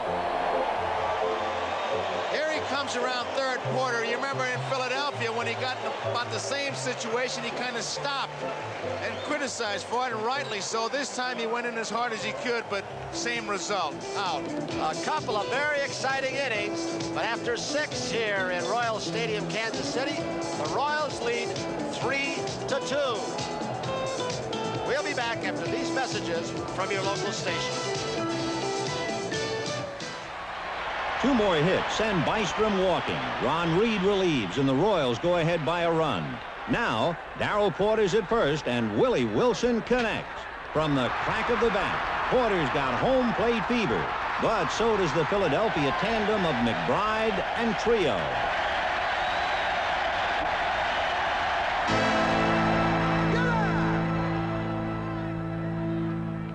The Royals Royals lose a chance for a possible big inning. There you see quite a shot. The blimp up there and the balloons look like they might be going after him. Or it could be maybe a new movie. The attack of the baby balloons. What a ball game we got here, though. 3-2. The Royals have taken the lead over the Phillies. Joe Garagiola with Tony Kubek and Tom Seaver. Mike Schmidt will lead it off here in the 7th. He hit a 2-run homer for the 2 Philly runs. That came in the 4th inning. Amos Otis, a big home run to tie it, and the Royals have taken the lead, and it's ball 1 to Schmidt. Popped up. Screwball took something off. Hurdle. Easy play. 1 out. There you see Donna Schmidt once again, disappointed that her husband couldn't get the base hit. So is he. Gura, like he did the last time we saw him, getting a lot of fly balls. He's got 8 or 9 in this ball game, just upsetting the rhythm of the hitters slightly. Except the timing. Here is Greg Luzinski. He's 0 for 2. 1 ball, 1 strike. There's so many things they say in baseball that make absolutely no sense, and then there are some that make so much sense. Don't be in a hurry to lose. Be in a hurry to win, which simply means set your own pace. And that's what Gura is doing. 1-1 to count on Luzinski. Tom, are there certain hitters that you pitch to that you know do not like to wait, and so you might change your pattern to them? Do you go into that deeply? You know, one of the great hitters that was like that was Henry Aaron. He hated it when a pitcher fiddled around on the mound. Hated that. I wanted you to get up there just the way Steve Carlton pitches. Get up and pitch, and that's the way Aaron liked to hit. Just like a hitter will try to upset a pitcher, the pitcher can upset a hitter by ruining his timing as well. 2-1 pitch. 3-1. I tell you, there are about 700 plus times that you guys really got him mad. I got him mad a few times, yeah. I think I got him mad about 7 times in my career, Joe. 3 balls and 1 strike. He touched a lot of people for home runs, Hammer and Hank. Here's Luzinski. High, walked him. Tying run is on, and it brings up Moreland. The on-deck batter would be Maddox now. That's the first walk given up by Gura. Joe, he's got 74 pitches so far this game. Last time he pitched in Philadelphia, we're going to have a pinch runner for Greg Luzinski. Lonnie Smith is going to go in and run for him at first base. Last time Gura pitched in Philadelphia, he got to 84 pitches and came out of the game after 6 innings and told Billy Connors, the pitching coach, and Jim Fry, the manager, that he was exhausted, tired. Certainly some of that must have been from the emotion of pitching in the World Series, but here, his first walk, 3 balls on Mike Schmidt, 3 balls on Greg Luzinski, and Larry Gura is a control pitcher. He's been getting the ball up a little bit the last 2 hitters. UL Washington goes to second, not in time. Safe, base hit for Moreland in the hole. You talk about some strategy working right there by inserting Lonnie Smith. They took what would have been outstanding play right away from the Royals in UL Washington, because Luzinski isn't going to beat that play. What's this? Outstanding. Good jump to his right. He goes into short left field. The old Popeye pass, and if not for Dallas Green's strategy, inserting the pinch runner Smith, it's a force out. Look at that play. Almost. Look at his stretch. He beat it standing up. That's how fast he is. He didn't even have to slide. The only danger there was overrunning it because he was standing up as we look at Dallas Green. But Jim Fry is going to make a pitching change. He's had Quisenberry warming up in the bullpen. It's a 3-2 ball game. We're in the 7th inning with 1 out, 2 base runners on. There you see the big cue. Larry Gura leaves the pitching mound. Gets a nice hand. So we've got a break in the action here. Tying run is on. Tiebreaker is on. We'll be right back. A 3-2 ball game. Royals lead. Phillies is threatening. We'll be back. I know you will.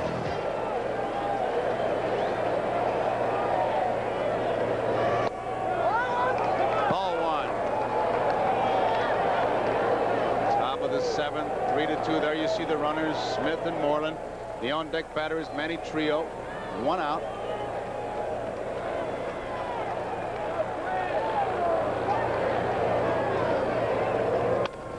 Could be a double play. They're going to have to hurry. There's one. Throw is Not in time, pulled him off the bag. They had a chance, but the speed of Maddox made the play. So it's first and third with 2 outs and Trio the batter. Keith Moreland helped out coming off first base, because watch how hard he goes into Frank White. By taking that ball with one hand, UL Washington may have wasted a split second, but look at Moreland forcing Frank White to throw off balance. Akins leaves the bag. That's more important to keep your foot on. You got to get the ball and leave the bag. That was a good shot because it showed Moreland forced UL Washington, the shortstop, towards third base. He had to throw across, and Akins made a good play by coming off the bag and making the catch. So there are 2 outs. Smith is now at third. Maddox, another good base runner, is at first, and Trio's the batter with 2 outs. Frank White, what a play! UL Washington to tag once again. Frank White at second base. Oh, Tony, you gotta love that play.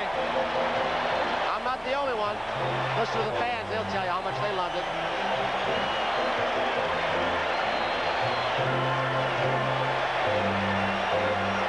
It's first and third. Quisenberry gets the ground ball. He got 2. They missed 1 double play. Frank White, who said the best play he ever made, he made change, was the one he made in the championship series when he went in front of UL Washington to throw a runner out at first base.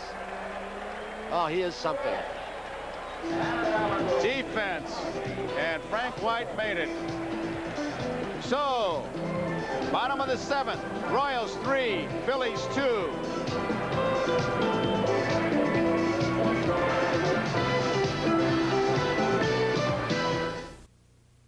What? Tug McGraw out of shape? They're nuts. I'm tough as nails. They mean chic shape, Tug. Chic shape. Get clean, get close, get comfort too. Get your face in chic shape. Only Schick's Super 2 twin blades are Schick Sharp for incredibly close, clean shaves. Great shape, Tug. That's chic shape. That's Schick Super 2. Next Saturday, 4 o'clock Eastern Time, NBC Sports World, you'll see the Charlotte 500. Richard Petty will be there. And then bowling's greatest names, the legends of bowling. And you'll have some of the best women's swimmers competing in the AIAW National Women's Collegiate Championships. That's all next Saturday here on NBC Sports World. There is Lonnie Smith in left field. He came on as a pinch runner for Luzinski. And the new pitcher is Tug McGraw. Don't forget, Tuesday night we'll be back in Philadelphia. Carlton for the Phillies, Gale for Kansas City. 8 o'clock Eastern Time. Gonna be some ball game Tuesday night, and it's going to be some finish here. George Brett. These 2 clubs, they're playing now that brand of baseball that got him here in the first place. It's fouled out of play, strike 1. Strike 2.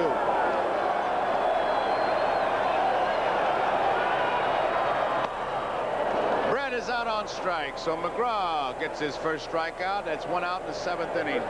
Brings up Willie Akins. That's not easy. He struck out just 22 times during the regular season, so he is not easy to strike out, Tom. Tug McGraw has such a variety of pitches, though, Tony. Inside, outside, slider, curveball, screwball. And Tugger, in his 15th year in the big leagues, can still pop the ball pretty good at times. Threw the ball right by Brett and got it on the outside corner. Willie Akins struck out in the 1st inning. He singled to center field in the 4th, and he walked in the 5th.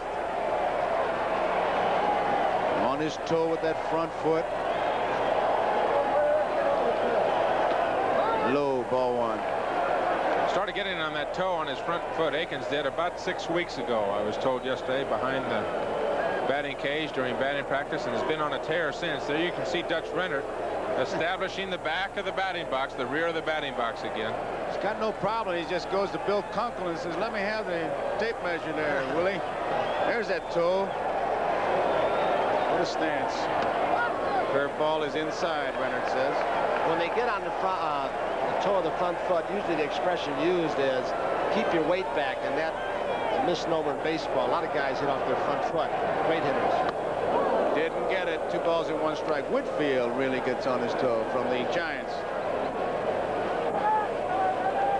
The other night, Tug McGraw got behind Willie Aikens, threw him a fastball, and Aikens hit it for a game-winning hit up the left center field alley here, 2-0. And he gets a curveball. Tug didn't give in to him. Strike 2. Aikens against left-handers, a 199 average. 6 home runs and 24 runs batted. Against right-handers, 323.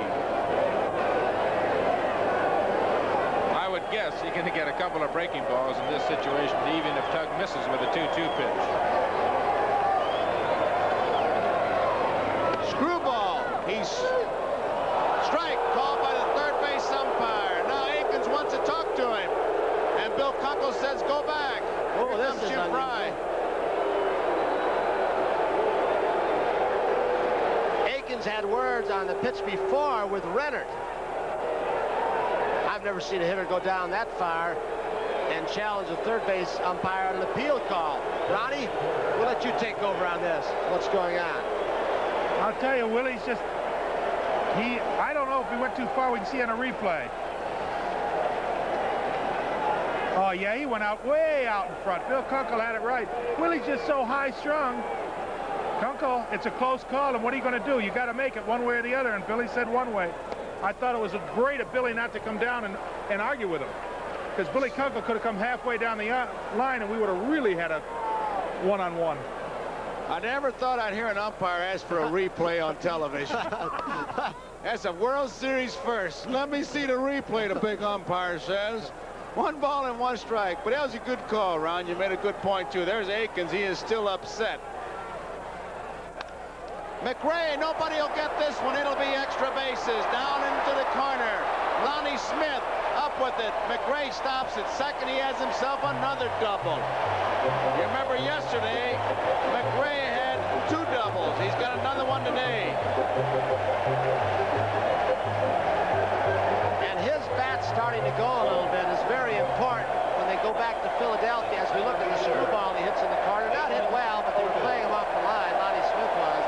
It's important because we're going to face a left-handed pitcher, and his bat becomes very important against left-handed pitching, especially a great pitcher like Carlton. You hear the crowd for Amos Otis.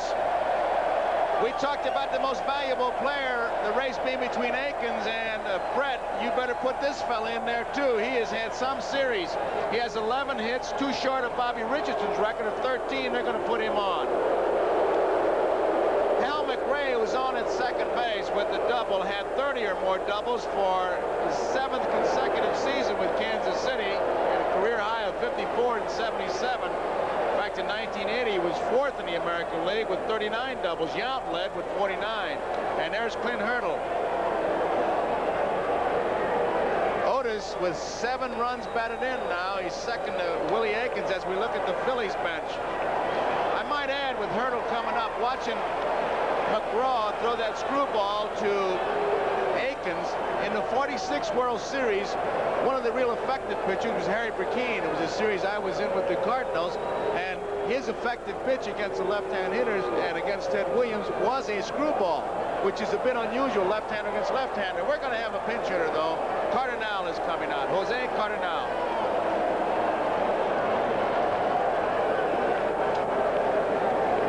We have 2 men out, base runners at first and second.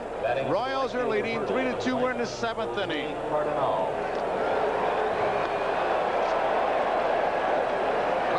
has only been to bat 4 times. He's 0 for 4. Both managers are playing percentage baseball here. Of course, to walk Amos Otis is to get the left-hander against a left-handed hitter, and now the... Tom, you pitched against Cardinal. What do you think? Cardinal is at times a dead guess hitter. Will sit on a certain pitch, sit on the fastball, sit on the breaking ball, but he's as good at going to right field as maybe any hitter I've ever seen. If he wants to go to right field, he can go that way. He doesn't have a real quick bat anymore, and he'll try to hit the ball to right field. Merle Harmon has a very anxious fan with him. Let's go to Merle Harmon. All right, Joe, Phyllis McGraw right now, a tough situation for one guy on the mound. What do you think? I think he can handle it. Okay. Hits the first pitch, center field. Maddox is there, makes the catch, and that ends the inning. And let's find out what Phyllis McGraw thinks now from Merle Harmon. Well, Phyllis, here she is. I think you're a little more relaxed now, and you were correct in your prediction. You said he could get him out, and he did. Yeah, I believe in him. What about the kids at home? They watching? Sure. I think, yeah, this time of night, sure. They're watching. What about the rest of the series? Oh, predictions? I don't like to predict. I like to take it one game at a time like the guys have been saying. I sure hope we win this one today. It'll really help a lot. Okay, fellas, thanks very much. Now let's go back to Joe.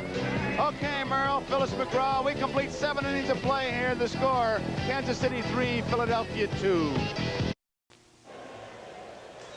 Okay, we got a new right fielder for the Kansas City Royals. It's a 3-2 ball game, top of the 8th, and there he is, Jose Cardinal. He came on as the pinch hitter for Hurdle and fly to center field and the 7th. So it'll be Boa, Boone, and Rose. And now they switch towards the left field line for Boa against Quisenberry. It's outside. Ball 1. At first and third, they're in tight. Outfield very shallow. Wilson is really shallow. In fact, it was where he was playing allowed him to make that great play on Boa yesterday when he held him to a single late in the ball game. 2 balls and no strikes. Joe, as he did yesterday, Quisenberry coming in, nobody on base, yet he's still pitching from the stretch. So obviously, through Billy Connors or Jimmy Fry, he feels more comfortable pitching from the stretch, and that's his option to pitch that way. 3 balls and no strikes. And there's a fan who is really wrapped up in this thing. So excited. Oh, isn't that beautiful? I love it. So wrapped up, couldn't stay away. There's the strike. The on-deck batter, Bob Boone. Phillies with only 4 base hits. Royals with 12. Royals 3 runs, though. Phillies only trailing by a run. It's strike 2. Ball taken all the way. Looked like a breaking ball. 3 balls, 2 strikes, no outs, nobody on. Hitter goes up to the plate as we look at Fry against Quisenberry and says, make him get the ball up, make him get the ball up. Boa did initially, forcing Quisenberry to get the ball up in the strike zone a little bit, which could pay dividends later. Frank White bobbles it, throws. What a play. Oh, what a play, what a play, what a play. There are many defensive infielders who go well one way or the other. They have a strong side and weak side. Not that man. You've seen him go to his right. Tommy, you were amazed by the double play he made in the 10th inning of Schmidt going to his right, unassisted. Now he goes to his left. You know, we talked about possible MVPs and Willie Aikens or George Brett or Amos Otis or whatever. That man right there, Frank White, has got to be in contention just simply because of his defensive play. Here's the first pitch to Boone. It's ball 1. Tony, on that particular play, he went 4 to his left, and he went behind him. He bobbled the ball. Amazing. His composure was just great. There's White of the Royals Baseball Academy, the first graduate, not the only one. You know, there was a guy, his name is Dick Green with the Oakland A's. They won a World Series one year. He was a second baseman, never got 1 hit in that World Series, and yet, against the Dodgers, he was almost voted the MVP, just beaten out. Hot smash, Brett, good play. Long throw, Aikens can't come up with it. Boone is heading for second. White is there. The throw is not in time, can't handle it. They had 2 shots at him and missed him both times. The ball hits the dirt, maybe the seam to Brett. It was hit like a shot off the bat of Booney. Was not an easy catch, and then once that Brett had it, here's where he made a lot of errors over the past few years. He may have nonchalanted his throw because he had a lot of time. He's shown a good arm his whole career. It should have been made easily by Aikens, I think, because he did get a big long hop. But Aikens didn't make the play. And White almost made another outstanding play, Tom. We have seen the good, strong arm of George Brett through the series. Really the first bad play that he's made. And the point you made, Tony, the amazing thing is that Frank White, backing up the play, almost made another great play. Pete Rose takes it outside, ball one. Bouncing ball. Frank White at second has it to Aikens, out. Taking third is Boone. There are 2 outs. It brings up McBride. The runner is Boone at third. Strike one. McBride hit on a play earlier. There it is with runners on first and third for the Royals off the bat of Hal McRae. Did it or did it not hit the wall? I still think it might have grazed it. I say in his glove.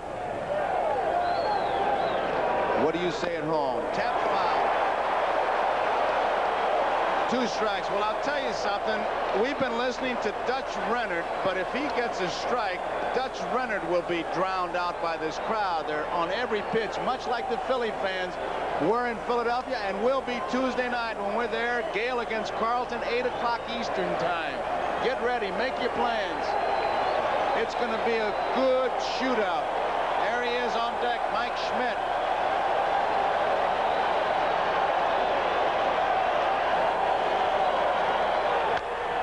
Frank White, big hop. Out.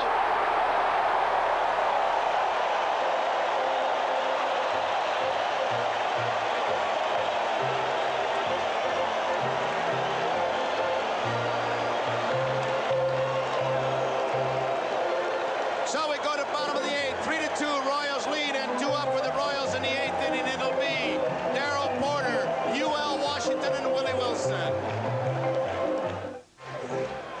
Darrell Porter will lead it off. There's a story about his bat. Merle Harmon has the lady. All right, Joe, Deborah Roach, an usherette here at the stadium, wanted a birthday present in June. She asked Darrell Porter for a bat. He gave it to her. What'd you do with the bat today? I give it back to him. And he's gotten 2 hits out of it. He was in a slump until today. Nice going, Deborah, for Darrell Porter. Thank you. All right, now back to Joe. Okay, Deborah brought the bat back. Darrell Porter had not had a base hit. He has 2 of them today. This one is a bouncing ball. The trio bobbles it, but he'll get him with that arm. 1 out. And the Kansas City bullpen is busy. Shortstop, UL Washington. Tonight, we got a special family episode of Chips, and then big stars. We look at Rennie Martin loosening up. Clint Eastwood, and if you're a Clint Eastwood fan, and who isn't, it's the outlaw Josie Wales right after the ball game, except on the West Coast. And of course, when I say that, it'll be seen at its regular time on the West Coast. I should know that. It's the same thing in Arizona. I hear that, and I know exactly what they mean. UL doesn't get it, and it's a screwball, and it's strike 1. Bunted, but it'll be foul, and it's strike 2. One of the great things about watching McGraw pitch, Tony, is that he has the same release point for all his pitches. He gets his hand up there above his head, and it's not to the last minute until he turns it, his wrist inboard or outboard for a curveball, slider, fastball, and outboard for the screwball. It's amazing to see a pitcher with so many pitches, let's say the changeup, fastball, slider, curveball, screwball, and they all come out of the same spot when he's throwing. 3-2. We're in the bottom of the 8th, looking ahead to the 9th for the Phillies. Schmidt, Smith, and Moreland. 3, 4, and 5 hitters. Royals leading by a run. 1 man out. UL Washington with a count of 2 strikes. He's out on strikes. McGraw gets his 3rd strikeout. I don't have to tell you what happens. If the Royals win, they're leading by 1. Going back, the Phillies would have to win 2. Done that before, haven't they? A lot of times. And that's what the Royals kept saying, but I kept saying, yeah, I know, you lose the first 2, you say that's like whistling past the cemetery, but here they've come back 1-2 and leading here in this 3rd one here at home. Willie Wilson. Wouldn't bet against lefty in game 6 in any ballpark. Maybe as great a pitcher as there is in baseball today. Wilson, ball 1. They're going to have a tough play. They get him. What a play by McGraw. Look at him. He is really a hyper young man. Look at him.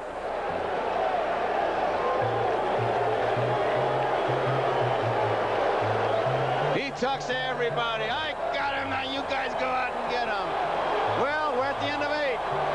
And the score here. Here's the play again first. Watch the play he makes. Well, Mike Schmidt was not going to make it, and Tug McGraw makes one outstanding play, Tommy. He had to get a lot on the ball, and he just gets him by a half a stride or less.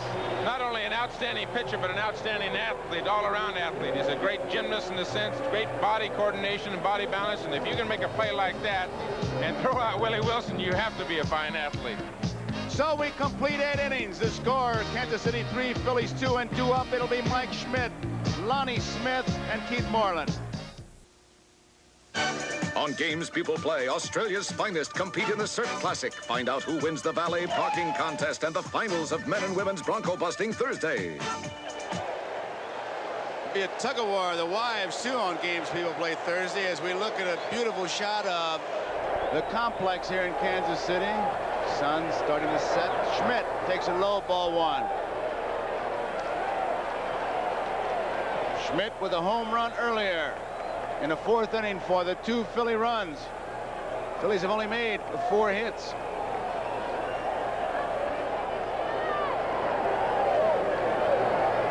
Hot smash. Brett knocks it down. It's a base hit for Mike Schmidt. Tying run is on. And the threat of Mike Schmidt bunting, done it twice in this series, kept George Brett in tight at third base, even with the bag, and it may still pay dividends. Had he been back, look where Brett starts from. He is very aware, as you pointed out, Schmidt has outstanding speed for a big man, Tom, and that allowed possibly the base hit right here. If he's back farther, that's a routine out for George Brett. You can see that ball is not that far to his left. If he's back another 10 or 12 feet where he normally would be, let's say against another power home run hitter, that's an easy play for George Brett. So the tying run is on. We have a pinch hitter now for Smith, who came on as a pinch runner for Luzinski after Luzinski walked in the 7th. Del Unser is the pinch hitter for the Phillies.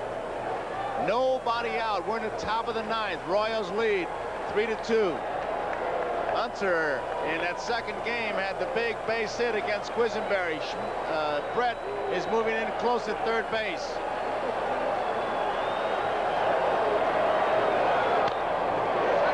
Strike 1. No sign of a bunt there. Al, the old baseball adage, axiom, play to tide home and win on the road, and Dallas Green's going to want to win on the road. There's Moreland, the DH. Tony, your point is well taken too, but another point, bunting on AstroTurf is much more difficult than bunting on natural grass. Much more difficult to make a better bunt on AstroTurf. 1 strike pitch. Hot smash past Akins into right field. Schmidt can run. He's running hard. He's rounding third. They're going to try to score him. Here comes the throw. They'll not get him. We're tied. Del Unser again comes through, a big base hit. This time between Akins and the bag. He has been outstanding for how many years now, Tom? Coming into the clutch, sitting on that bench call. Here's the other reason that we should have mentioned. He's got to hold him on, Akins, with Schmidt's speed, and they didn't bunt. They knew he had to hold him on. Unser can't pull the ball as he just did. I'll say one thing, Schmidt showed his speed scoring on that because there was 2 pretty good relay throws. Cardinal to White to Porter. So we're all tied up. Tiebreakers at 2nd base. Here's Keith Moreland. He's going to bunt. He does. Down to Akins. He picks it up. He'll tag Moreland, and moving to 3rd is Unser. 1 man out. Unser at 3rd base. Center fielder Gary Maddox. Crowd very quiet. Unser on that double got hung up at 2nd base, could not see the 3rd base coach, Lee Ilya, and would have made 3rd base very easily. But Ilya's concentration was on the runner coming home, Mike Schmidt, and Unser got hung up at 2nd. Couldn't see the ball behind him, didn't know if he could make it to 3rd. Had he gone to 3rd, he'd have made it very easily. And here comes Jim Fry out to visit for a visit. with Quisenberry as pitcher, Porter and Brett at the mound. Elia was way up the line, 3/4 of the way, and he did not hesitate. He had him coming all the way. Tom, a base runner's got to do that himself, though. You look over your shoulder, and I think Unser's an excellent base runner, but with the situation the way it was, no outs at the time, he was not going to take any additional chances. He still would get down on the sacrifice or any other way to third base where he can still score on the sacrifice fly with 1 down. That bullpen for the Royals is going. That's Marty Patton. Brett. Ken Brett, the left-hander, Patton, the right-hander. Jim Fry stays with Quisenberry. Maddox is the batter with 1 man out. The on-deck man is Trio. So you have right-handers against right-handers with 1 man out. Unser, the tie-breaking run, is on at third. Looking ahead to the Kansas City 9th, it's White, Brett, Aikens. Infield is in. Quisenberry's got to get the ground ball. Maddox, spread stance. High chopper, Brett. It is a fair ball. They get it.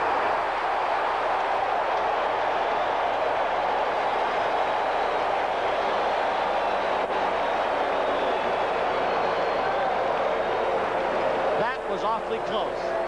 It was Rennert's call, both Rennert and the third base umpire, Kunkel looking straight down the line.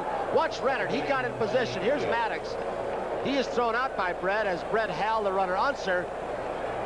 And boy, Rennert and Kunkel got on that line and really looked down it. Another good play by George Brett at third base, and from the angle up here in the booth, Tony, that looked like a foul ball, but Dutch Rennert was right down on one knee, looking straight down that third base line and made the call immediately to fair ball. It is the position of the ball, not where Brett was. Brett was in foul territory. He doesn't matter. It's where the ball is, and Rennert was out. Trio, foul tip. Strike 1, off his foot. Here's George again. Look where he's standing. Doesn't matter. The ball is right on the line. Dutch Rennert, the whole plate umpire called it. It's the responsibility of the third base umpire after it passes the bag. That's why that line is a misnomer. It's not a foul line. If it's on the line, it's a fair ball. So semantics would say it's a fair line, but you'd kind of abracadabra there to get all uptight if you call it that. Trio, another foul tip. 2 strikes, 2 outs. Base runner at third is Unser. That's a pitch he didn't throw too much on the first time he saw him. You mentioned you and Paul Moskow have been charting. That was a little bit of a slider. He throws it to right-handers, Quisenberry. He's afraid to throw it to left-handers. It's flat. First time that Quisenberry came in, he threw everything fastballs except for 1 pitch. And I think he's learned that he has to throw at least something else to complement this sinker that he has, the underhand sinker. He's got to let the hitter see another pitch. 2-strike pitch. Fouled off. Trios remains alive. We're all tied, 3-3. Schmidt, a single off the glove of Brett. A double by Unser, driving in Schmidt. A sacrifice by Moreland put Unser at third. Maddox was out. Brett to Aikens. There you see Unser. Trio's the batter with a count of 2 strikes.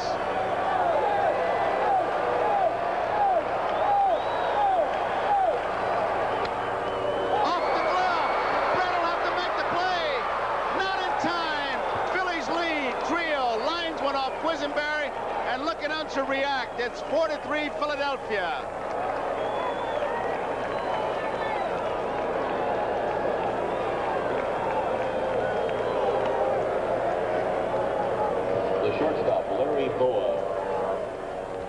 The Phillies take the lead, 4-3.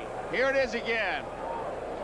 Quisenberry has a reputation to be a fine fielding pitcher. He's lucky to get just a glove on that ball and not get hurt.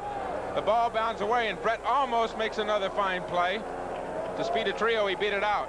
And the Phillies go ahead 4-3. And it's one of those pitches, no balls, 2 strikes. Quisenberry got a little bit up in the strike zone. Give Trio credit because he did rifle it. One of those where you might say, hey, try and get him to swing at my best pitch, a sinker onto the strike zone down. Here is Boa. Draws a throw at first base, Trio does. In the bottom of the 9th, it'll be Frank White, George Brett, and Willie Aikens for Kansas City. They now trail by a run. High hopper. UL Washington charges hard. Throw. In time, they get him. Boa is out.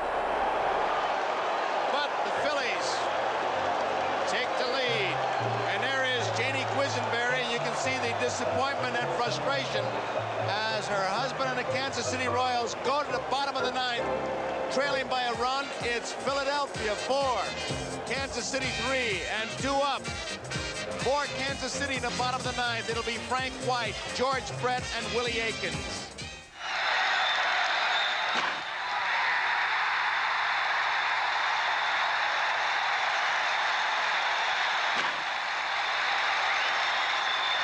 Great moments of 1980. Don't miss out on next year's great moments.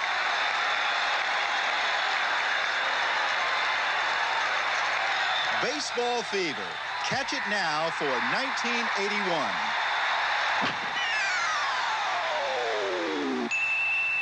The preceding message was furnished by Major League Baseball. Dal Unser was down at third with the score tied. Trio rifle the ball off Quisenberry, and here's Dal. You want to see a reaction? That took the lead. Boy, he has been a big man for this team. Pinch hitting especially. Say, he's gotten some big hits. He's been around a long time, and he said it all when he said, when the first base hit off Quisenberry, this scratch is a 30-year itch for me. And he scratched that itch again with that base hit. It was a big one. Here is Frank White. What a game he has played. Tremendous plays. He takes the first pitch low. It's ball one. White made a game-saving play in the 7th inning. Another great play in the 8th.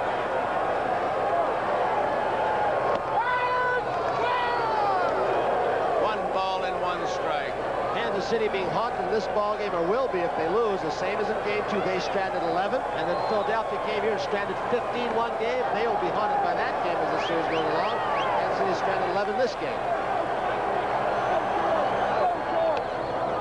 2 balls and 1 strike. George Brett, the on-deck hitter. He'll be followed by Willie Aikens. There is Brett.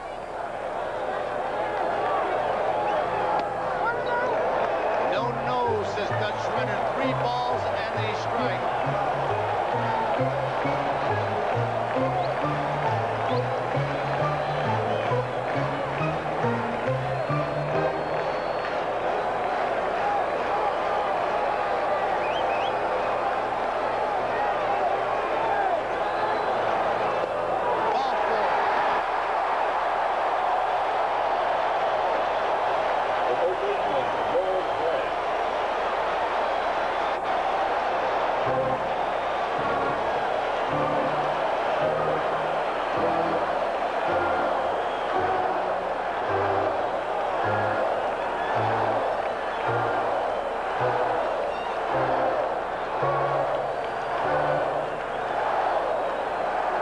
Quote a famous television line, that picture needed no words. George Brett. Big hole between first and second. They have to hold White on. Strike 1. Earlier this year, Earl Weaver, the Baltimore manager, walked Brett with a man on first base. He lost the ball game, but he said they did it to Williams, and the way Brett swings the bat, even though I lost, I'd do it again.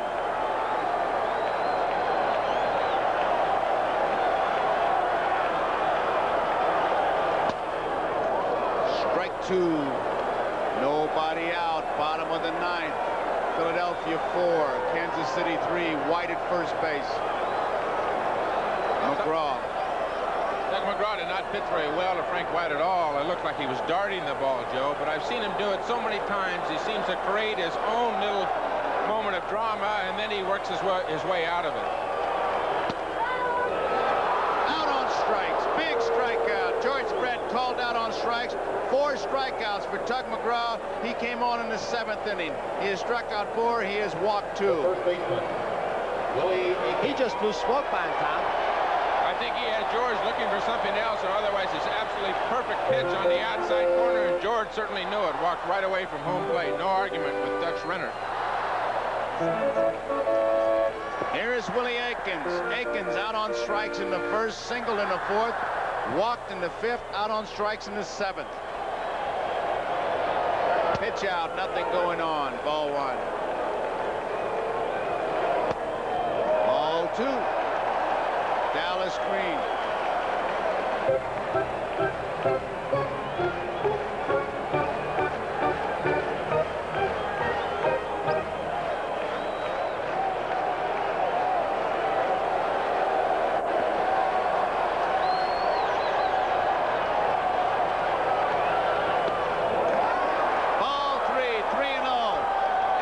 Takes a big look at Gordy McKenzie at third base. There is Willie Aikens' mother, Lucille Aikens.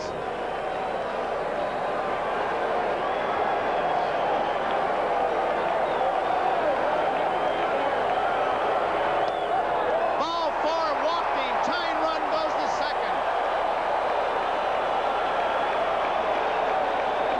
And the batter is Hal McRae as we look at the Kansas City bench. The on-deck man is Amos Otis.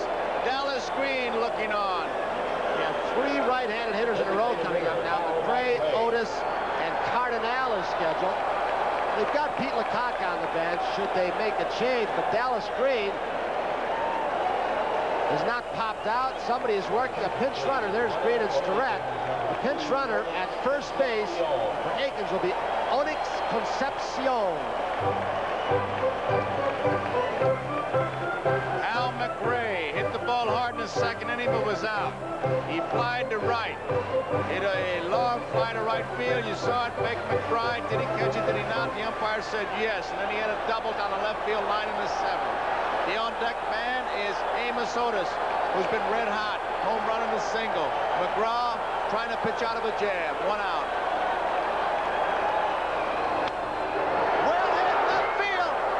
Near the stands, Unser there, can't get it. Foul, just barely foul.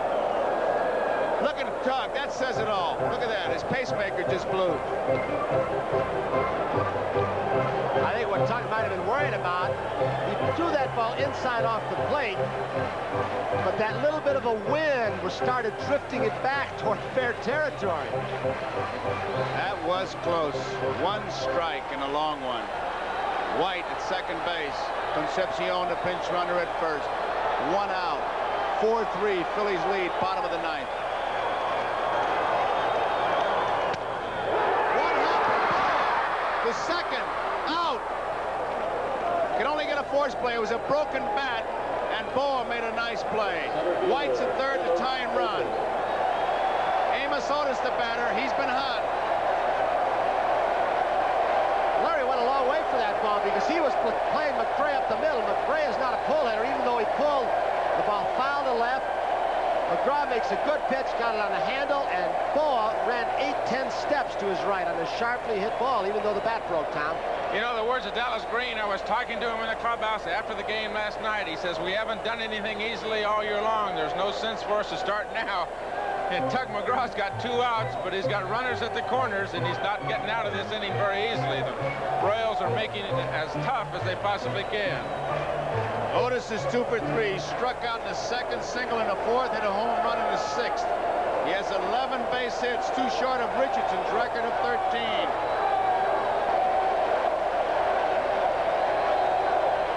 A lot of room in left center field. They're playing him in right center.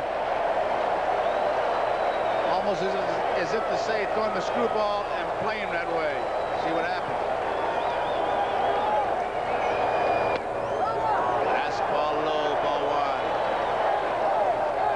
1. Screwball is low, and it's 2 balls and no strikes. And McGraw falls behind. Nice play by Boone. I'll tell you, someday, I guess, they'll have some kind of a record in there for when catchers do block a ball in a situation like this to save a run.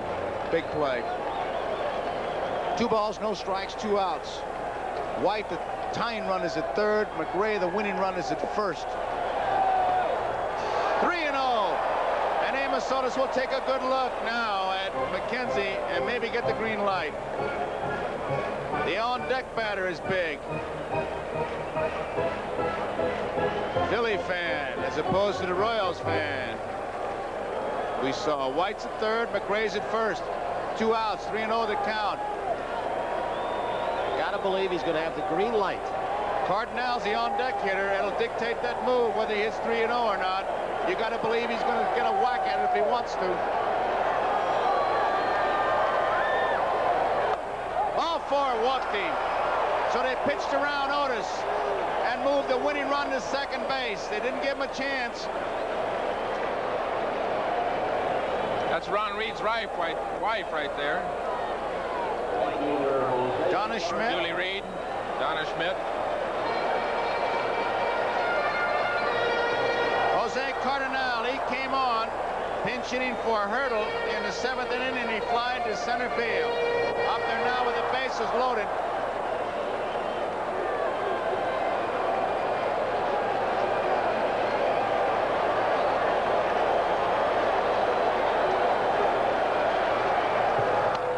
Foul ball. Strike one.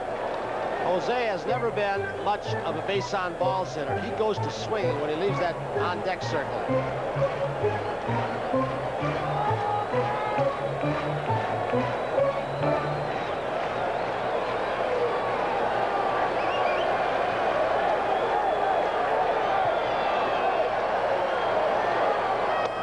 One ball, one strike.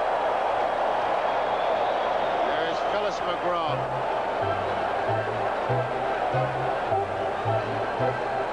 The tension on her is just amazing. She's looking straight down. She may be praying or meditating, but she's not watching. Down the left field line. Is it playable near the stands? It is out of play.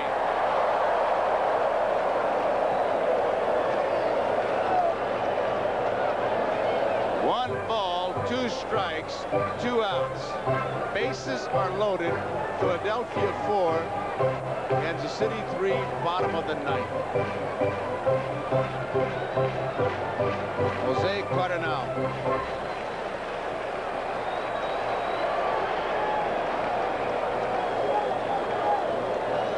Absolutely praying.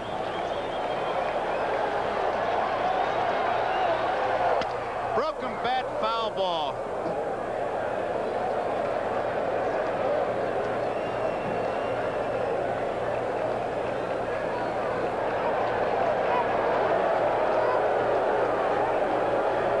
Ahead in the count, bases loaded, 2 outs, 1 ball, 2 strikes, and he goes with his money pitch, the screwball. You know what's the important thing here, Joe, you talked about before, if he really did pitch around Amos Otis, was he looking at Jose Cardinal on that on-deck circle all the time, willing to put the winning run at second base and try to get his outman Jose Cardinal? That's going to be an interesting question to ask Tug after the game. I'm going to answer it in my mind. If I were catching, yes. I would not let Amos Otis beat me. Well, I've known Tug for 15 years, and I think he's right. I think he walked him on purpose. I do, too. You'd have a lot of managers and a lot of pitching coaches come out and shoot you when you're wrong. But if he had in his mind he wanted to get that man in the on-deck circle, Cardinal, to make him the last out, it's a do or die. You're either hero or goat, but you're going to go the way you think you can get out of the inning the best. Phyllis McGraw. I don't know how Cardinal even got a bat on that screwball. That ball was about 6 inches off the ground, and he literally threw his bat at the ball right at the last split second and somehow fouled it. 1 ball, 2 strikes, 2 outs, bases loaded, 4-3, bottom of the 9th, Phillies leading. Struck him out! Cardinal out on strikes, and the Philadelphia Phillies defeat the Kansas City Royals by the score of 4-3. And there is Phyllis McGraw, Ron Reed, and now the Phillies head back to Philadelphia, leading in this series 3-2. McGraw took a chance. He threw the ball by Cardinal with the bases loaded, 3-2, up by 1 run, and Cardinal swung at ball 4. Might have been a tie ball game. Here's Tug McGraw and his reaction as he blew a ball by. Excuse me, I said 3-2, wasn't 3-2, of course. 2-1. Look at the reaction. The reaction by Tug McGraw. And Merle Harmon is down on the field. He's with him. Let's get a reaction while he's still so up. Merle? All right, Tug McGraw and Bob Boone with us here on the third base side.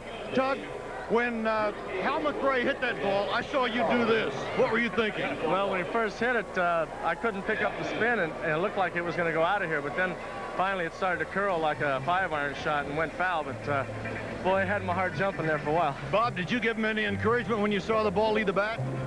No, I saw it was going to hook foul. I just told him it was a nice, exciting game. When he comes out to the mound and says, "Isn't this exciting?" That's an understatement. Were you overthrowing a little bit in the 9th inning? Yeah, I think I went out there and wanted it too bad. I had to, but then again, I was trying to be too careful too. So combination of both.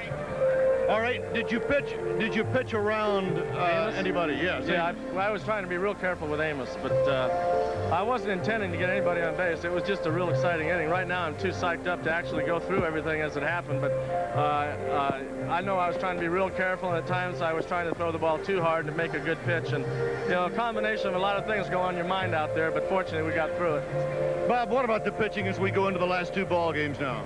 Well, you know, like I've said all the way through this playoff, I think 2 outstanding teams. The Royals just been hitting the ball so well. I think, you know, we're looking for a big game from Carlton on Tuesday. I'm not sure who they're going with yet, but I think it's going to be a hard fought right to the end, and I don't think the home field advantage really has any advantage to either club. It's going to be Rich Gale as Jose Cardinal as we watch him on that last pitch, the strikeout, and of course the ever-present Tug McGraw, who says you got to believe, and I know you did today. Yes, sir, and I believe in my teammates today too. They did a great job. Now in the 9th, it's up to tireless Dan Quisenberry to protect a precarious 1-run lead. The 9th inning is a lonely chamber of boundless tension and icy resolve. The whole series riding on every pitch. Come on, Mike! Hey, come on, kid! Mike Schmidt leads off.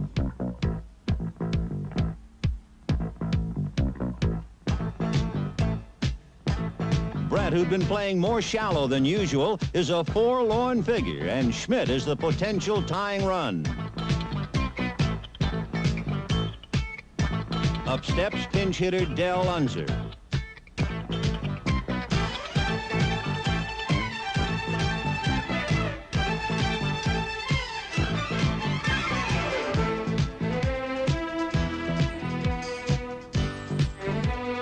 The comforts of home. One man's celebration is another fan's nightmare.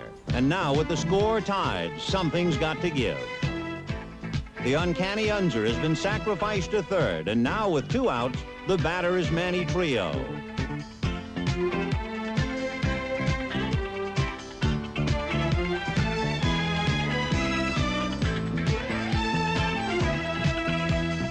Unser's run puts the Phillies ahead, and this rollicking band of never-say-die Phillies has done it again.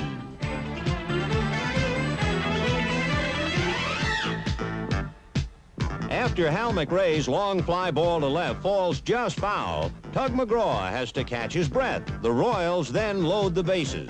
With 2 outs in the bottom of the 9th, Jose Cardinal's at bat.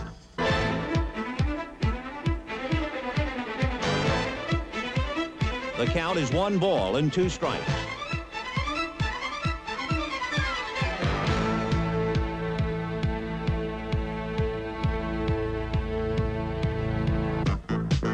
It's a triumphant Tug McGraw, and the Phillies have scratched and clawed and hung on for dear life to take a precious 3-game-to-2 lead back to Philadelphia.